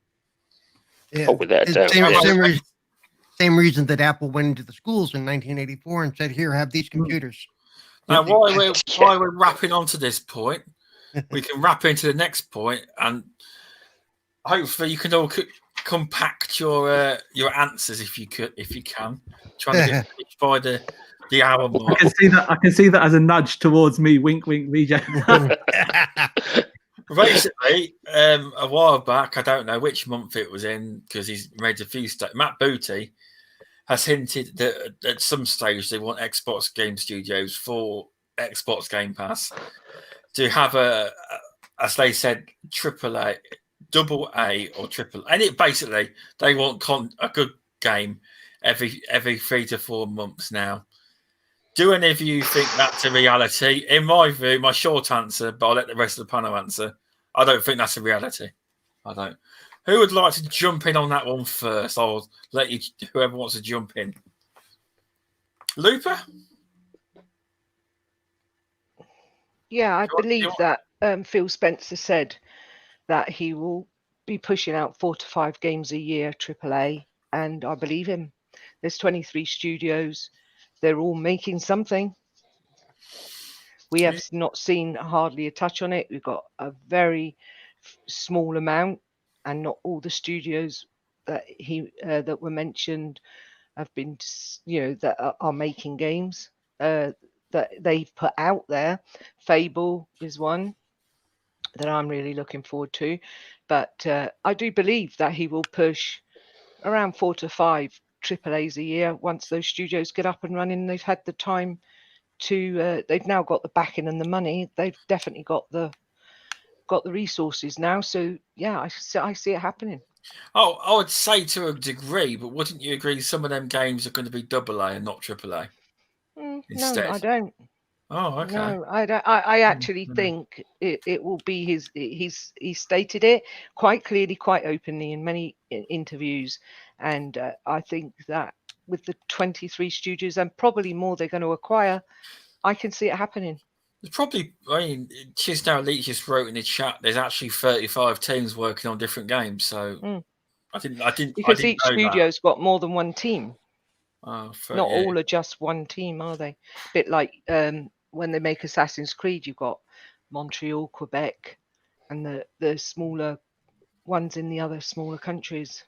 Yeah, no, you that's a good view on it. That is, yeah, it is highly possible. It is. I just worry that I just think it's a bit overkill, but that's everyone's got a different opinion on that. Well, not considering when you look at how many PlayStation games are pushed out exclusives every year, and they haven't got anywhere near the studios now that Xbox have. Yeah, you're right. Yeah, they probably could do it. Yeah, I'm just trying to be a skeptic. That's all. Cause trouble. Nothing like it. I love a bit of skepticism. Yeah. Gives a good push to a discussion. Definitely. What's your thoughts then on this, Cerebral, Paul?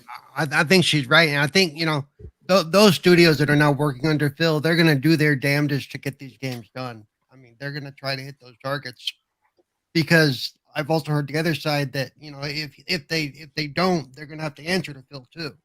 Yeah, he's a nice guy, but he's still a businessman. I agree with you, but then it goes against the philosophy he's been going on about, giving people creative freedom and giving them a time limit, and sometimes damage creativeness, and the game will suffer. Well, I think it depends. I think there are certain things that it's a balancing act. There are certain things that if the delays are for certain reasons, okay, that's acceptable. But if the delays are for other reasons that aren't acceptable, oh, that's fair enough. That is, yeah, that is, because like I said, don't take his Mr. Nice Guy and giving them all this freedom as that he's going to be a sucker either.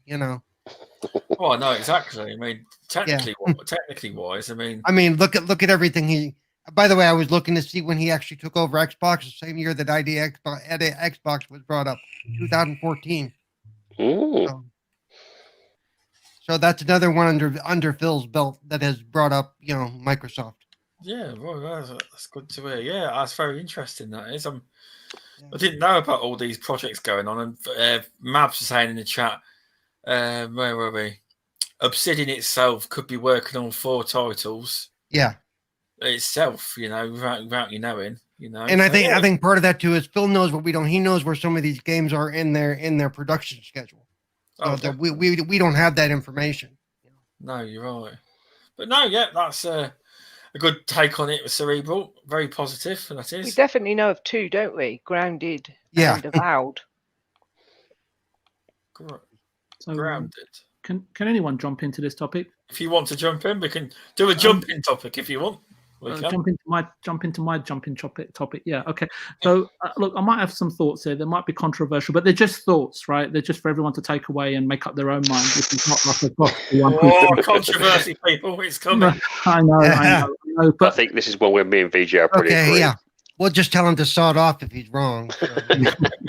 And you're well within your rights to do so. I know that's the land of the land in America.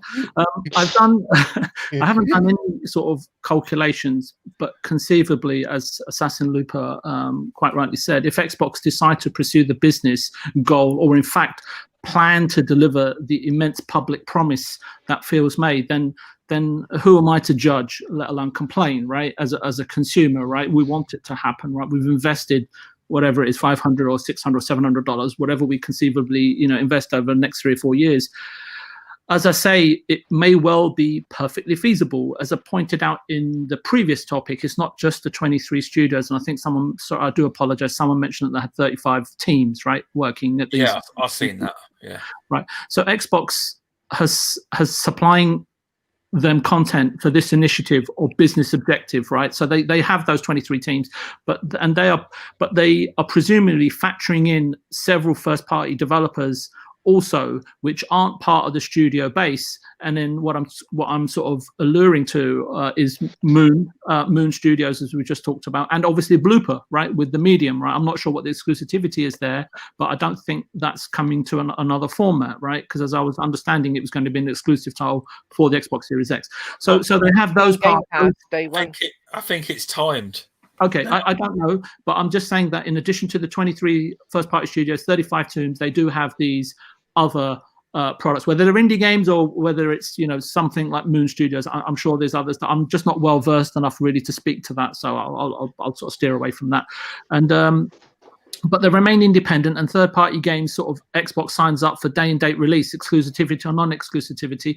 If there is, in fact, as Assassin's Looper has said, they can do it, and obviously Cerebral Paul saying, hey, look, you know what, Phil's not an idiot. There's everything that Phil is saying is always going to be to a degree, right? It's not open-ended, right? He has sort of benchmarks to hit. So when there is a gap, you can be sure pretty much that they may well come up and see a window where they haven't got anything or something slipped and they need to make good on that, and that's fine, right? And we saw that with Halo, right? Everyone throughout the summer was lamenting on the fact that, hey, there's no Halo, there's no launch title, bang, Bethesda, right?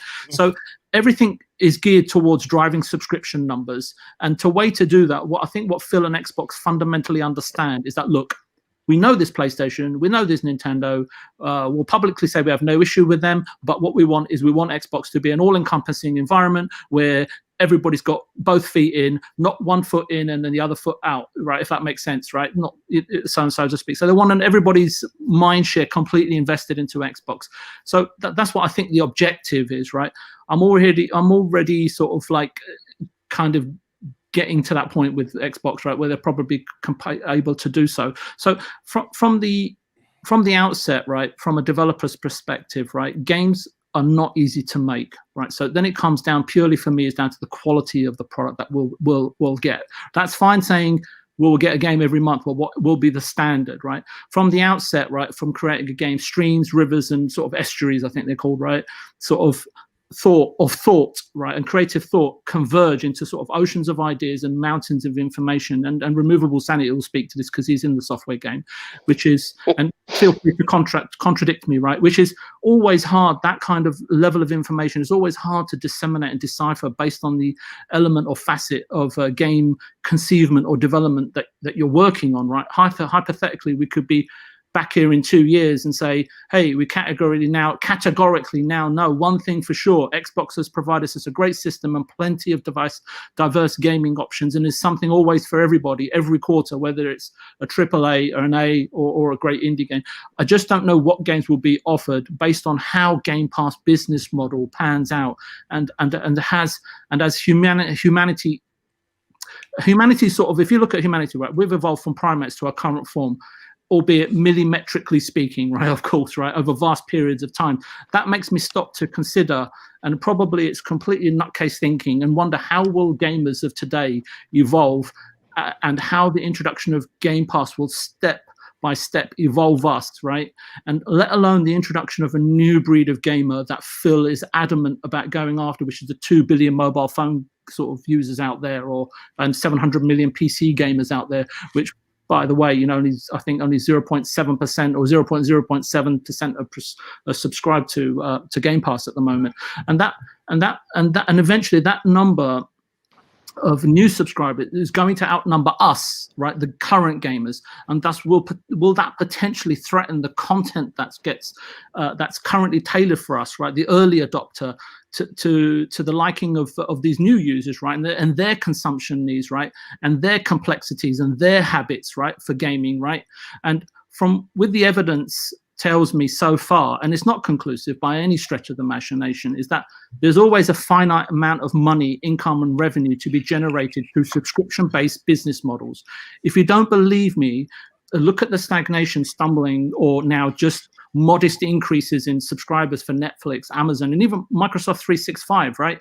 The latter, the last time I checked, was 122 million subscribers, and all those numbers are climbing. They're doing so very modestly at the moment. Hence, Microsoft as a corporation is looking to Xbox and to Phil and his division to follow the same similar, if not sort of exponentially larger growth patterns and opportunities, which arguably lie right with the Xbox division, especially with a more diverse gaming audience to go at, right, as they would have us believe, and they plan to demonstrate and execute and deliver on, which, let's be honest, that they're pretty much on their way to do so. So obviously, I'm in no shape, way, or form diminishing sort of software sales and the inevitable revenues also, right, that will be generated from DLC and microtransactions.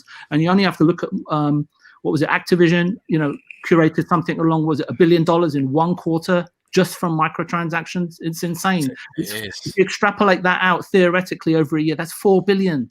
That's like 65% more than what Microsoft currently generate from Game Pass subscriptions. It's insane.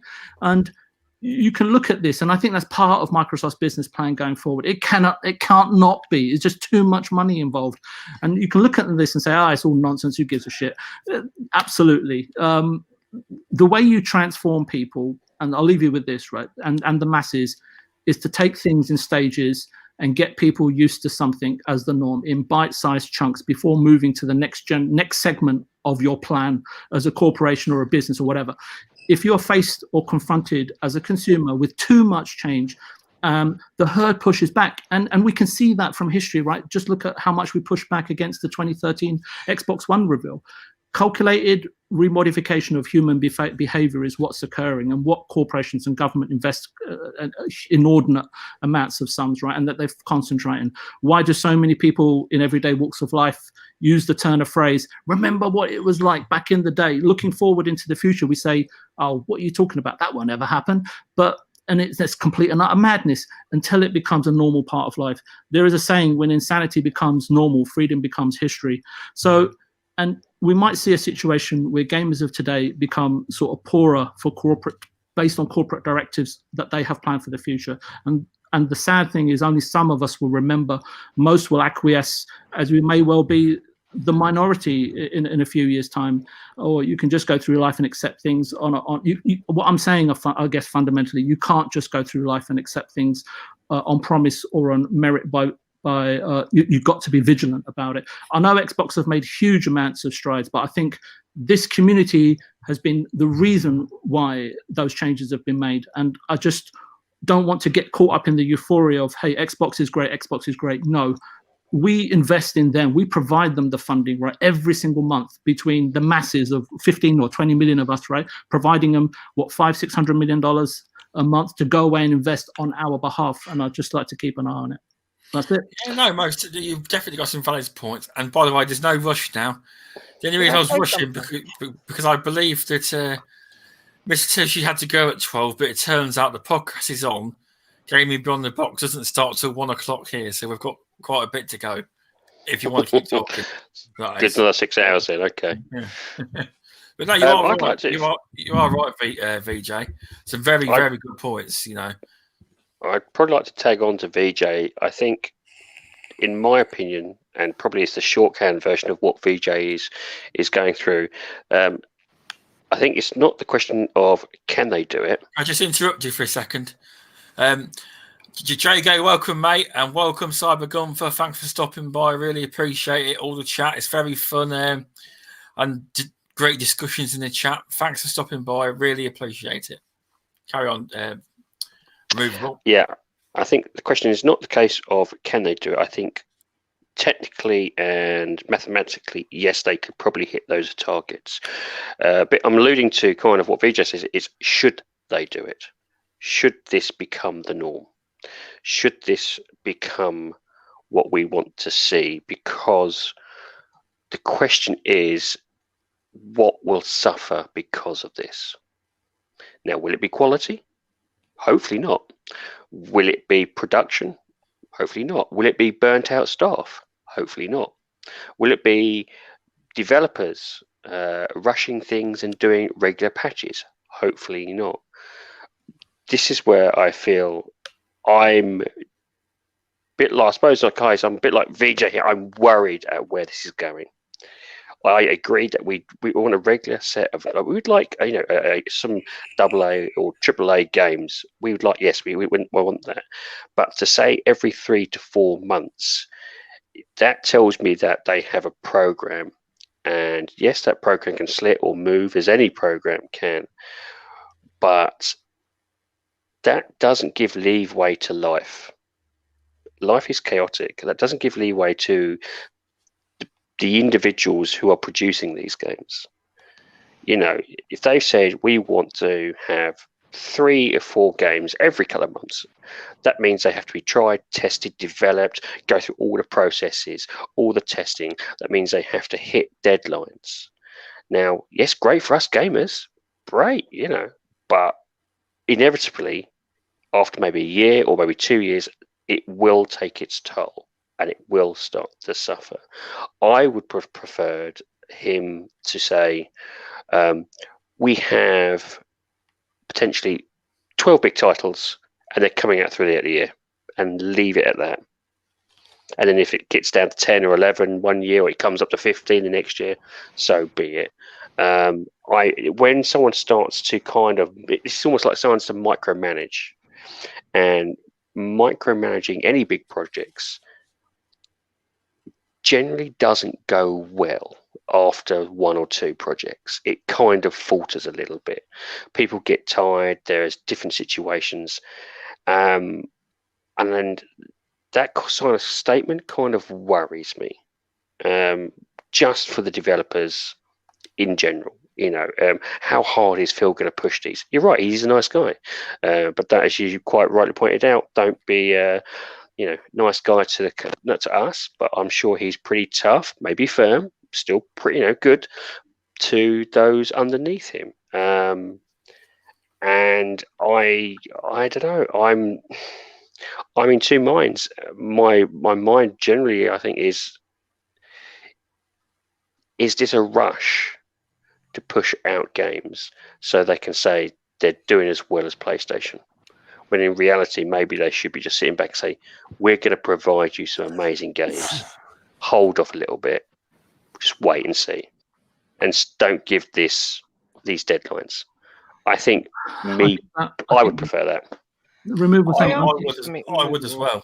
I think that Sony and Nintendo, if I was to put my money on it, that eventually they're sitting on the fence right now, which is absolutely fine. But I don't know who said it, but actually it might have been me. I think that that Sony and Nintendo inevitably will have to a degree, adopt the business model of Microsoft, because at the moment, if you look at Microsoft, they can't guarantee hit after hit. Nintendo and Sony can to a degree. So let's look at the two business models right now.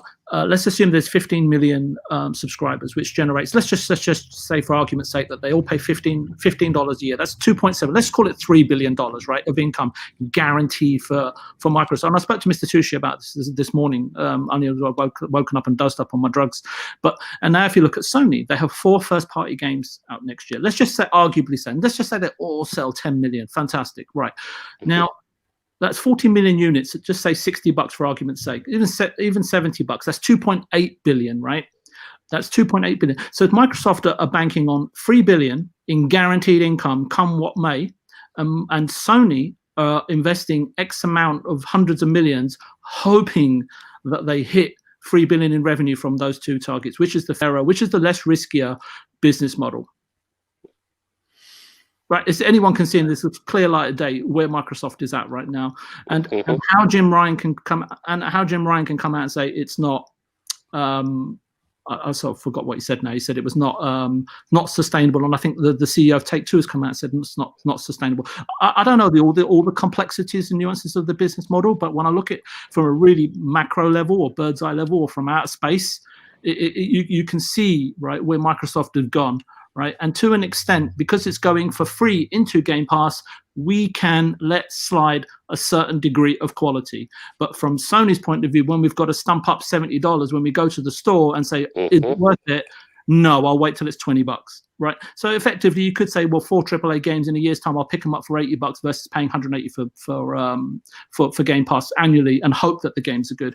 So it's such a complex topic, and something that we can't cover here, but you can see where my mind is going, and it's not like I'm making an ultimate sort of decision or a thesis or a wholehearted sort of like sort of summary on it. It's just thought that we probably could sit down and map out an Excel spreadsheet, right, to see how everything will possibly pan out. But there might be some money in it, actually, maybe an indie game. Anyway, it's very, very complex. I think Looper wanted to jump in just there to have a comment. I'm so sorry, Looper. That's perfectly fine. I just wanted to ask Removable if you heard and watched the things that I've watched where the devs have been saying that they're not being pushed by Xbox. They're being allowed to create and do as they wish. Yeah, I've seen that, and this is the stage at the very first stages. They're not going to go in heavy-handed. I suspect they're going to give them time to go through. My worry is, as with anything, it's going to get. In some of the jobs I deal with, you get the very nice person at the beginning, and then it slowly, as more jobs come along, it slowly gets tighter and tighter and tighter and tighter. This is a gradual thing. I can see your point of view. And it's just, for me, I just don't get what I want games brilliantly. I want them superb. I want them perfect. My worry is, as corporations are generally money orientated, and let's be honest here, Xbox is money orientated. I hope they pause. They don't keep ramping it up. You know, 3 to 4 titles every couple of months. That's quite a lot. And if you think that could be, if they set that as the basic. Is it though, from 35 groups of people? That's 35 groups, but that's also, you know, that's at the same time that's not taking in creativity. That's not looking out. It's almost like a production line. When a production line comes in, there's the others as well, the ones that like Moon Studios and stuff that are just affiliated. Oh yeah, those ones I'm not so worried about, and maybe that's where he's coming in. He's saying it's 35, and he's inclusive of the affiliates. Maybe that's why I'm going wrong. That could make more sense. No one sense. has said that. Now, if he's saying if he's saying the affiliates as well, then that kind of gives me a little bit more of a I'm not so much as worried. The way I understood it, and maybe this is why I'm going wrong, was he was talking. It was about the big studios, the big ones. He got the 35 studios only. Now, if that's the case, that's a lot of work to try and push out and keep churning out. Yeah, you know more than me being in software, but like I was just interested, and also VJ saying that we are the ones that are driving Microsoft with paying what we pay and being consumers, and I get that, but he's also listening to us gamers because he's a gamer himself, and he is listening to us and changing things. So and this is where I agree, we have the power to say, hang on a minute, we've had the last 6 games, they've all come out really quickly. And actually, they weren't brilliant. I just want to add something to this, right? So if you look at it, right, this may be a bit sort of like, you know, just as an example, and it's probably not very well curated or phrased by me. But if you look at the issue with Halo, for example, right, effectively, whatever's gone on there, we as a consumer are paying for it. So I've often said, those mistakes, we will pay for it. We are paying for it through Game Pass. Money and time will be allotted to it. So from my perspective, I've often said on podcasts since I've been on them that I feel that feels really, really good, but sometimes it's just not creatively ruthless enough. So when I've been in the industry, and again, Removable, you're in software, so you know this is far, far better than me, right? So for me, there's constantly like 2 types of producers out there, right? And so I'm just losing my train of thought here. But and I think it fundamentally always comes down to producers at studio level and at corporate level, right? And it just really depends on the type of and they're few and far between. They're not easy to find, right? There's ones that can sort of raise the environment and let's just say there's 2 types of intelligence. Those that were addressing and speaking to you make you feel low at, say, knee height because they hold a position or so brilliant that you have you have the ones that make you feel really high because they are so brilliant. And if you can imagine me sort of raising my hand in terms of the latter, I'm sort of raising it way beyond my head as a point of measure. Very few fall into the second category. I think Shannon Sudstill and over at Sony, and what was the lady that made the Splinter Cell games? Was it Jade Raymond or something? They both moved over to Google. So. And I've always kept an eye on those 2. Humor and wit also come into it, especially during difficult times and games that take 5 or 6 years to make. I don't mean like being witty and humorous, making people laugh, but being the cause of humor and wit in others in order to elevate them. Elevating teams is really critical. And this is why I've been so critical of the guy that's left, that he should have left a long time ago, Chris or something or other, over at 343. Now, some people said, why wasn't he going? Why he's only just left now? Yes, and I think we talked about it on this very show, right? With the new gentleman, was it Joseph Staten coming in? For me, 3 months definitely smells of a handover period, and making people also being able to feel smarter about themselves, allow them to see things for themselves. The color of things, not just pointing everything out to them, right? We're back to Mario Paint and yellow glasses of wine, right? And everyone calls it white, but it's yellow.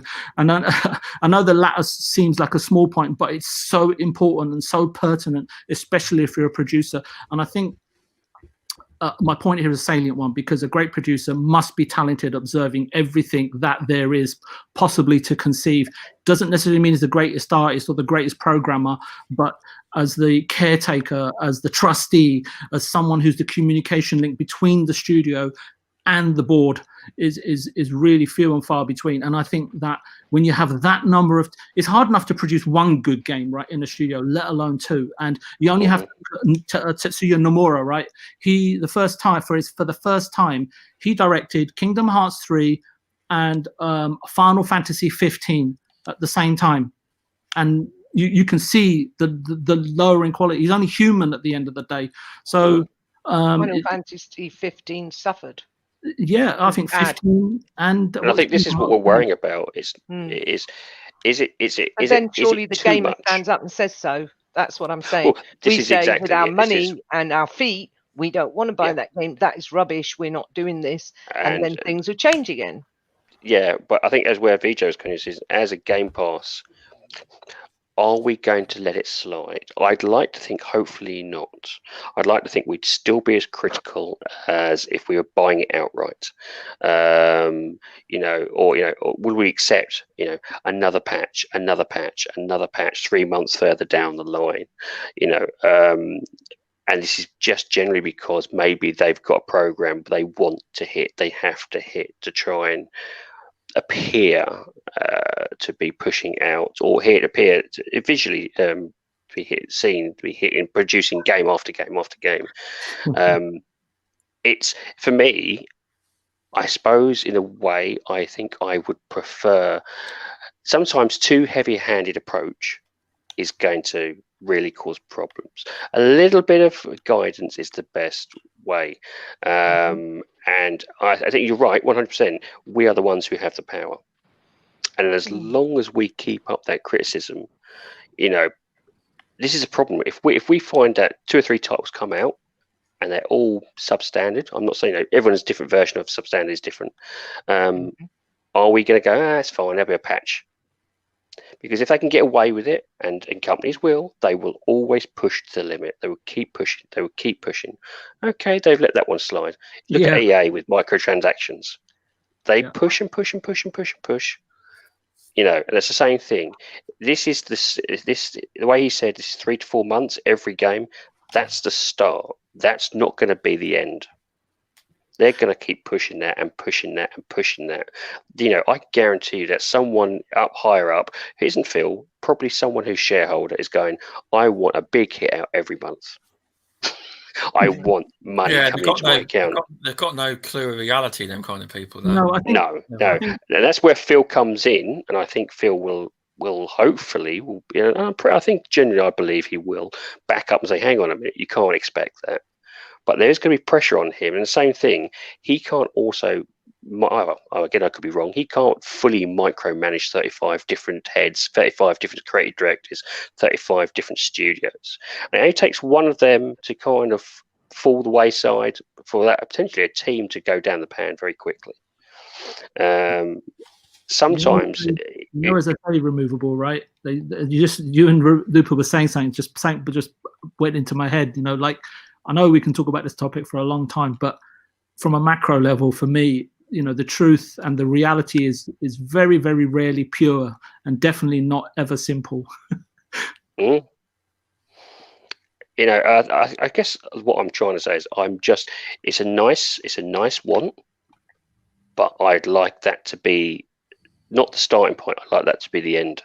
That's what this is. This is 3 to 4 months. No more pushing, no more heavy-headedness. That's it. Don't try and squeeze them anymore, because maybe down the line they buy more teams, but it still seems a lot of asking for a lot of things to go wrong as well. Maybe they'll have to put it off, and the teams underneath it will be perfectly fine, and I'm just being overcautious or too critical, and I'm hoping that's very much the case. I'm hoping that's not, I am being way overcautious, way too critical. and that these 3 to 4 months is a perfectly acceptable, perfectly easy target for everyone to hit and still pump out some amazing, fantastic games with very little issues. I want to be proven wrong, so by I'm the just way, kind of wary. I completely agree that Halo Infinite was delayed. It's a good thing, and I think it was brave of them to do it. 100%, yeah. But I don't want to see that 3 or 4 times, 6 or 7 times throughout the year, because they've got that deadline, and that's the deadline he's set in stone now. This is the bit he's set the deadline. He's said it to everybody, and that's going to be thrown back at him. This is where it's almost like a PR. It's almost like someone said, it's like he said something which is like, oh, you really shouldn't have said that, because you just know if it, as gamers or as journalists, they've marked that target down, and if he doesn't hit that target, he's going to get criticism from every single person. Oh, most definitely. Yeah, a good topic so far. Mr. Tushi and Cerebral Paul, do you want to jump in? Go on, Paul. No, they pretty much have said everything I was going to say. Oh, so. okay. I've got the same answer as Paul. Everyone seems to have covered everything. Yeah, I know, it's a hard one. One thing I am worried about though is I don't want too many games. I struggle to get the time in to get the ones I'm playing now. Yeah, because it's currently the situation, isn't it, where you think you've got too many games, and it's a good complaint. I'm not complaining. It's just let me say real quick. When they said that Cyberpunk was delayed, I was thankful. So was I. Yeah. I was like, thank you. Yep. I could put the effort into Valhalla without worrying. Yeah. I just wonder if that's the kind of games that Mr. Tushi is referring to, his video games or his extracurricular activities. I did see one really good thing that the community did. We got together and we pushed for 60 FPS, and we weren't going to accept less. Correct. I even said I would not buy Valhalla if it didn't come out at 60, and we won that fight. And what I'm saying is, because we asked nicely and we did things in a proper way, we didn't go at them screaming and shouting and waving our wands. It's like throwing our dicks about in that sort of way. You wish. You wish. We did it in the right way, and we got a result. And what I'm saying is, we didn't get it for Watch Dogs. I'm sad about that. I haven't bought Watch Dogs for that reason. I think that if Ubisoft could do it with Valhalla, they could do it with Watch Dogs. So it's just laziness. It was just pure laziness, and that's the same was what was happening with Valhalla. And I wasn't going to put up with it. And a lot of bigger people than me got on the bandwagon, and it was changed, and I'm glad, because with the tech that's in that box, there is so much more to give from that box. May I just point something out as well? Dreadpool's got a very good point. Although we keep banging on about Phil Spencer, how it's him on the line, it's actually not. It's actually Matt Booty that's actually in charge of all the studios. Phil's got no to do with it. So it's actually him in the firing line. That's true. But at the end of the day, and I've called this out several months ago, that Phil needs to be more creatively ruthless, and all fingers point to Mordor. Sorry, not Mordor. Matt Booty. Sorry. Mordor. Did he say Mordor? Yeah. You love Shadows of Mordor. Oh, I love that game. Wakanda, I have to be honest, that Wakanda Xbox News today, made the point, right? I think we as gamers will voice and comment as needed, to be honest, but we need to do it constructively. And very true. I think Bassin Lupus just echoed that, so that's absolutely agreed to. That's my point. And I also think that if the 4 or 5 AAA, AA's, whatever they're going to be, I couldn't care less if they had no A's. If it's a good game, it's a good. I've never looked at a Metacritic score in my life. Oh, I hate Metacritic. Never take what anybody else says. The only way I can decide if a game is good for me personally is to play it. If I don't like it, I don't play it. If I like it, then I tell everybody I like it. It's true. But Destiny 2, apparently, I was reading on the chat earlier. Destiny 2 is getting the 60 FPS patch, but apparently it's currently not been released. Do you know what I saw today, Stubs? What did you say? I saw Dr. Lupo waiting 2 hours 10 minutes in the queue to get into that game. Really? Really? Wow. 2 hours 10 minutes to log into his character. It's because what happened is it's as normal. It's not Microsoft. It's a Destiny game, and Yeah, today's the launch. The 10th yesterday was the launch game to the new DLC, and it's getting a lot of bloody hype. Yeah, I just saw it. I flicked on the screen and I was like, "What?" It's in Game Pass, you see. Yeah, so everyone can play it for free, and if not, give it a shot, and if not. If you like it, keep playing. If not, never play it again. You know, that's the advantage. I've never liked Destiny because I didn't like the cheats in it, so I've never bothered with it. Yeah, but what about the PvE side? Do you like the PvE?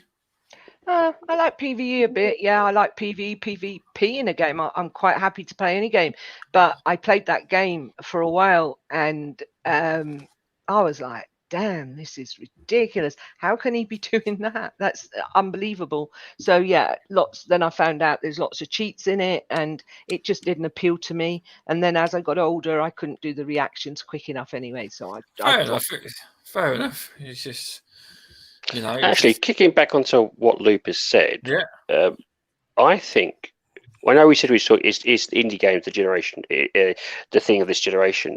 Potentially, actually, Xbox listening to its consumers is the best thing that's happened to the Xbox generation. Yeah, definitely. Taking on board the criticism, the concerns, and our wants is what has probably shifted Xbox around to where it is.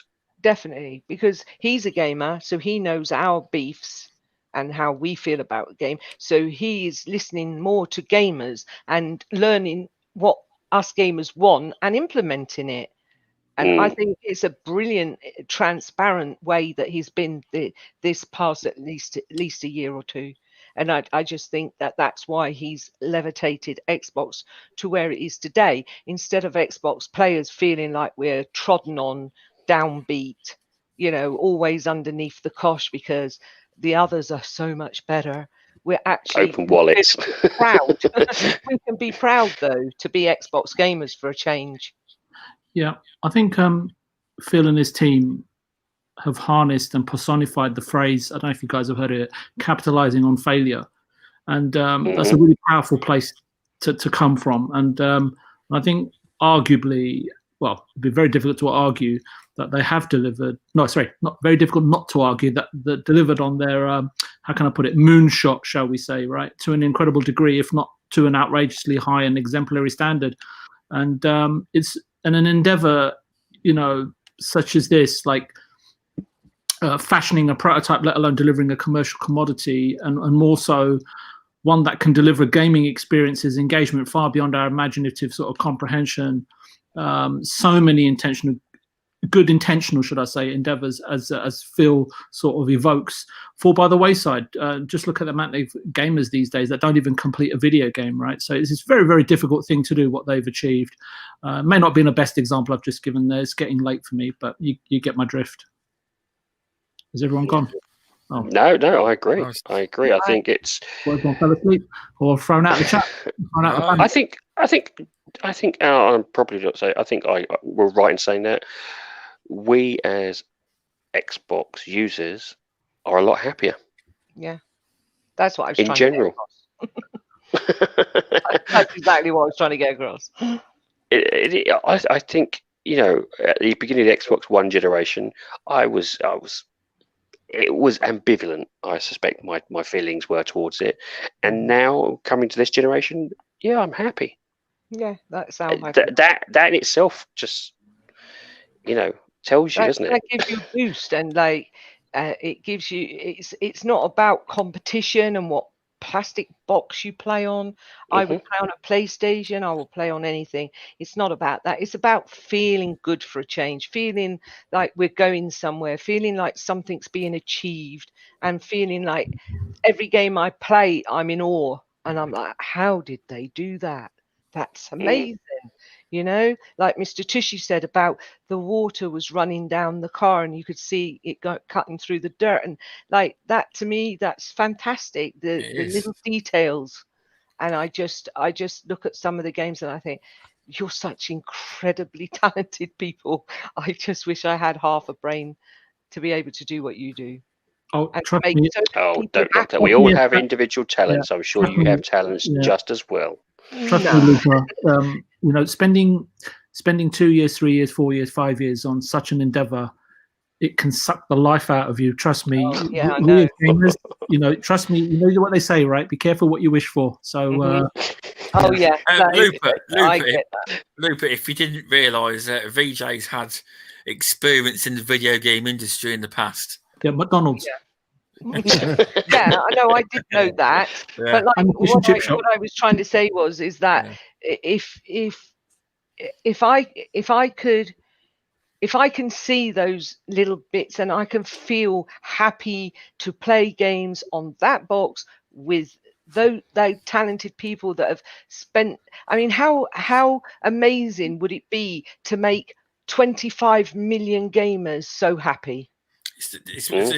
That is the ultimate Okay, goal. those are official numbers. Sorry, Stubbs. Quick, you're gonna have to tweet out. Those are official numbers. Well, they say there's 25 million in Game Pass, so that's where I'm going from. That is though. It doesn't matter, does it? At the end of the day, I do believe. It is on. It is.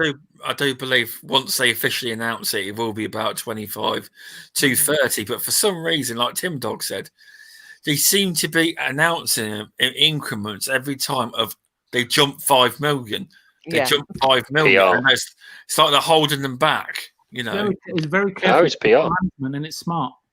Yeah, you don't give the end total. You build the hype up. You keep it going. You keep that hype train moving. I've got an extra another 5 million. Wait, we've got a load more. You just keep it going. Definitely. There might be 50 million by Christmas. You never Who know. cares? I'm Who just knows? one of them, and I love it. Welcome, ACS Hus. Thanks for stopping by. Yeah, it's been a very good show tonight. I tell you what, been really, really good panel members and guests. It's been a really engaging and fun gaming conversation. It has tonight. I've had really fun, and by the looks of it, the chat's had a lot of fun as well. You know, it's been really good. Oh, really did you all have fun? Did you like it, Lupa and Cerebral Paul? Yes, I've really enjoyed myself. Thank you very much. It's nice to get your opinions out there sometimes. Without a doubt, yeah. And now you can dive straight back off Valhalla. Right. Yeah. I just once I've watched Gaming Beyond the Box, otherwise Wilmy might not like me. Might cut me off. If you I gotta watch that second feature. Mr. Tushi, when they say to you, where can they find you? You go Midweek Gaming on Wednesdays, Stubz Gaming's channel. Every Wednesday. Every Wednesday. Oh well, don't worry. You know. We'll do all the talking while Tushi sits there with his mic mute playing his game. Anyway, I've won two tournaments on the PGA Tour. See, I told you. I don't blame you, mate.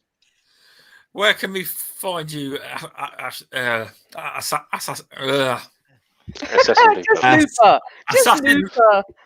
Looper. Where can people find you if they want to follow you? Gaming on the Xbox. Party up. I'm fine to play anything with anybody. I'm up for gaming anytime. And you can find me on Twitter, Assassin Looper, just the same. I have my opinions, but I usually try to be reasonable and kind and be nice to people. Because if you're nice to people, you get nice stuff back.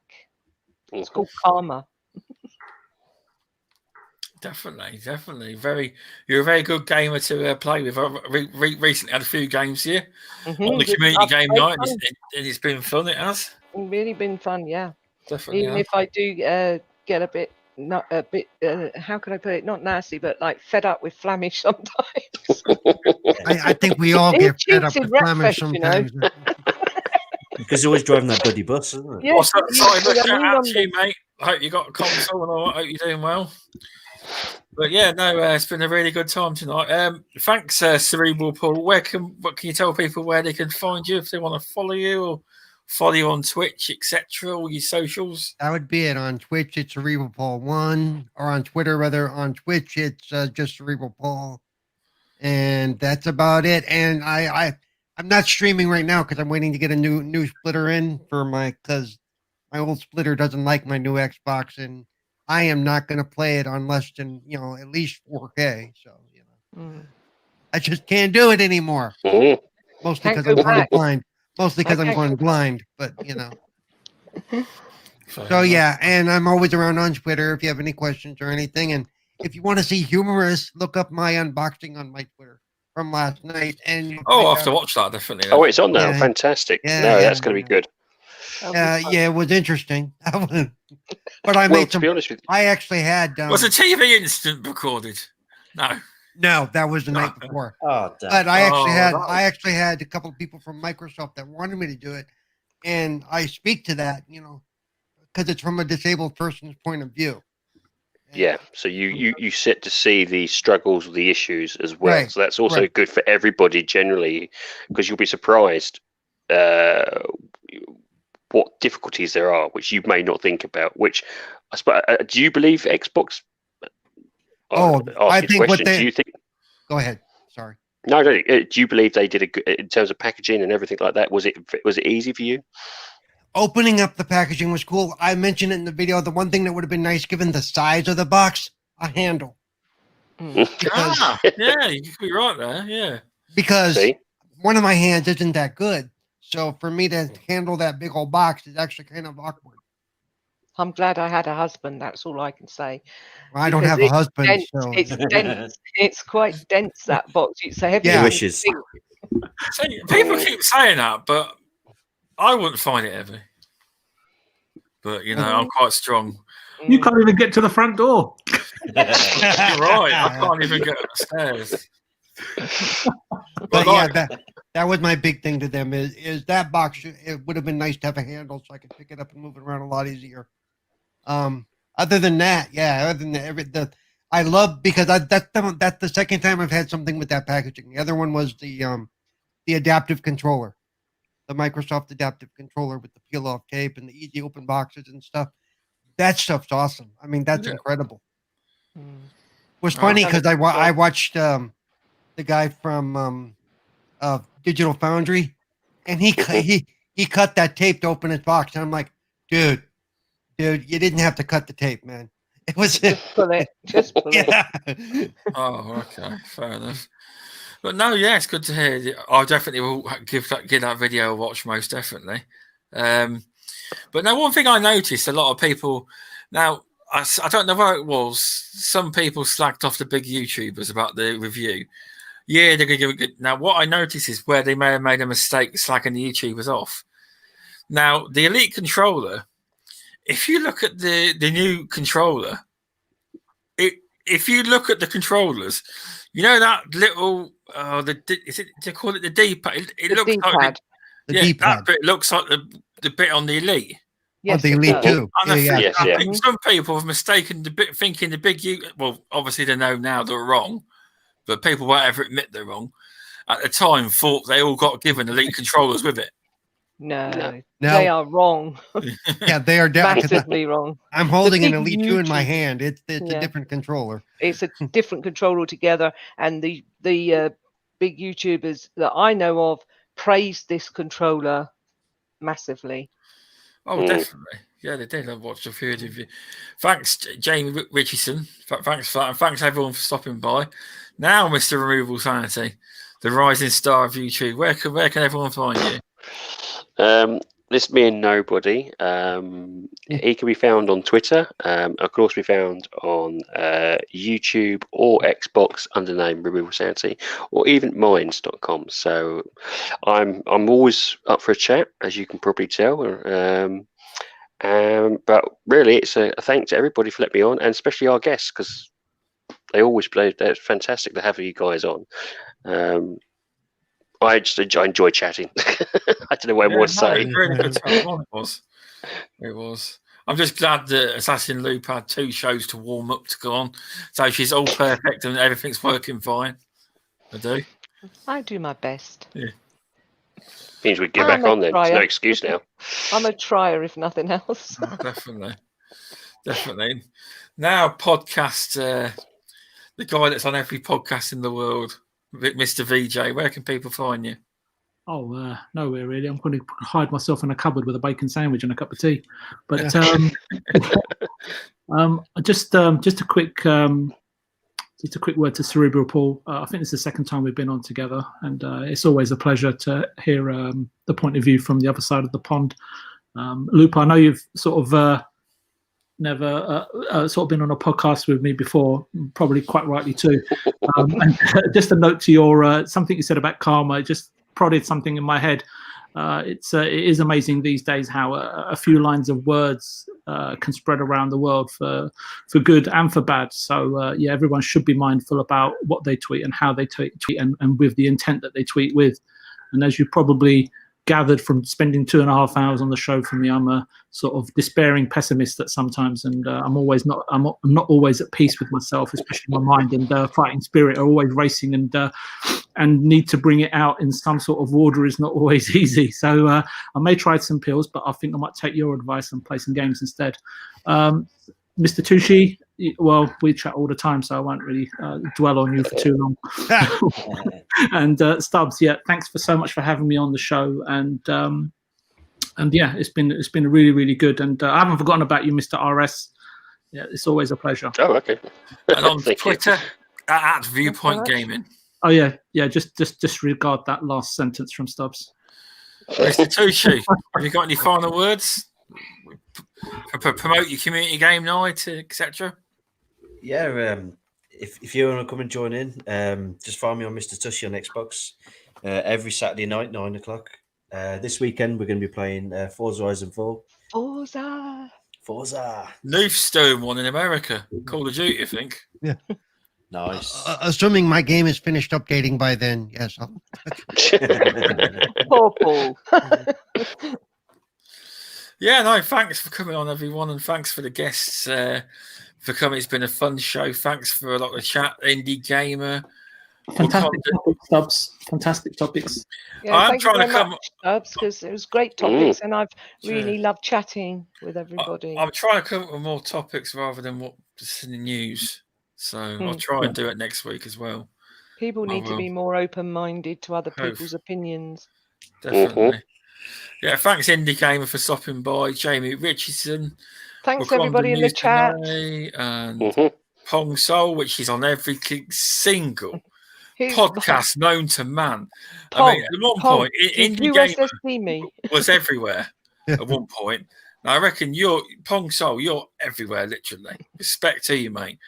Thanks, Cyber Gunter. There's just been so many people. Shizno Elite, Jago, loads of people stopping by. I really appreciate the support. And thanks for stopping by. And please subscribe to this channel, Stubz Gaming. I'd really appreciate it. Don't forget the like button on your way out, yeah, please. Someone's hit the dislike button, but who cares? Oh, dear. There's more likes, though. Sorry. That was BJ's fault.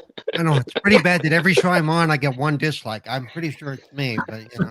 A lot of the time, people change their minds. I go and look at it next day, and whoever it was changed their mind.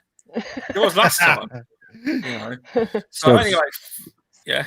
Can I just say one thing quick? Nuke Nukem's game night. I've just got up here on my phone. On the 14th of November, Saturday night, 8 p.m. EST, will be Gears of War Ultimate Edition, followed by Titanfall 2. Now that would be good because the servers be fucking brilliant. Because there have to be private matches because there's no one actually playing the game online. No one plays Gears UE online, so there will have to be private lobbies. There have to be. If you don't believe me, just try and find a match. You won't find one. You know? So you can get a match on Gears free. You can't get one on the UE. But anyway, thanks for coming, everyone, and stopping by, and I appreciate it. And thanks to all the podcast listeners, because this will be downloadable on Spotify, Apple, etc. Thanks for stopping by. Please leave a review if you fancy it, and I'll probably read it out. In fact, I will read it out if you leave me a review on a podcast platform. Right, thanks everyone, and I will see you all soon. Thank you. Bye. Bye. Bye. Bye. Thanks for listening. Moist.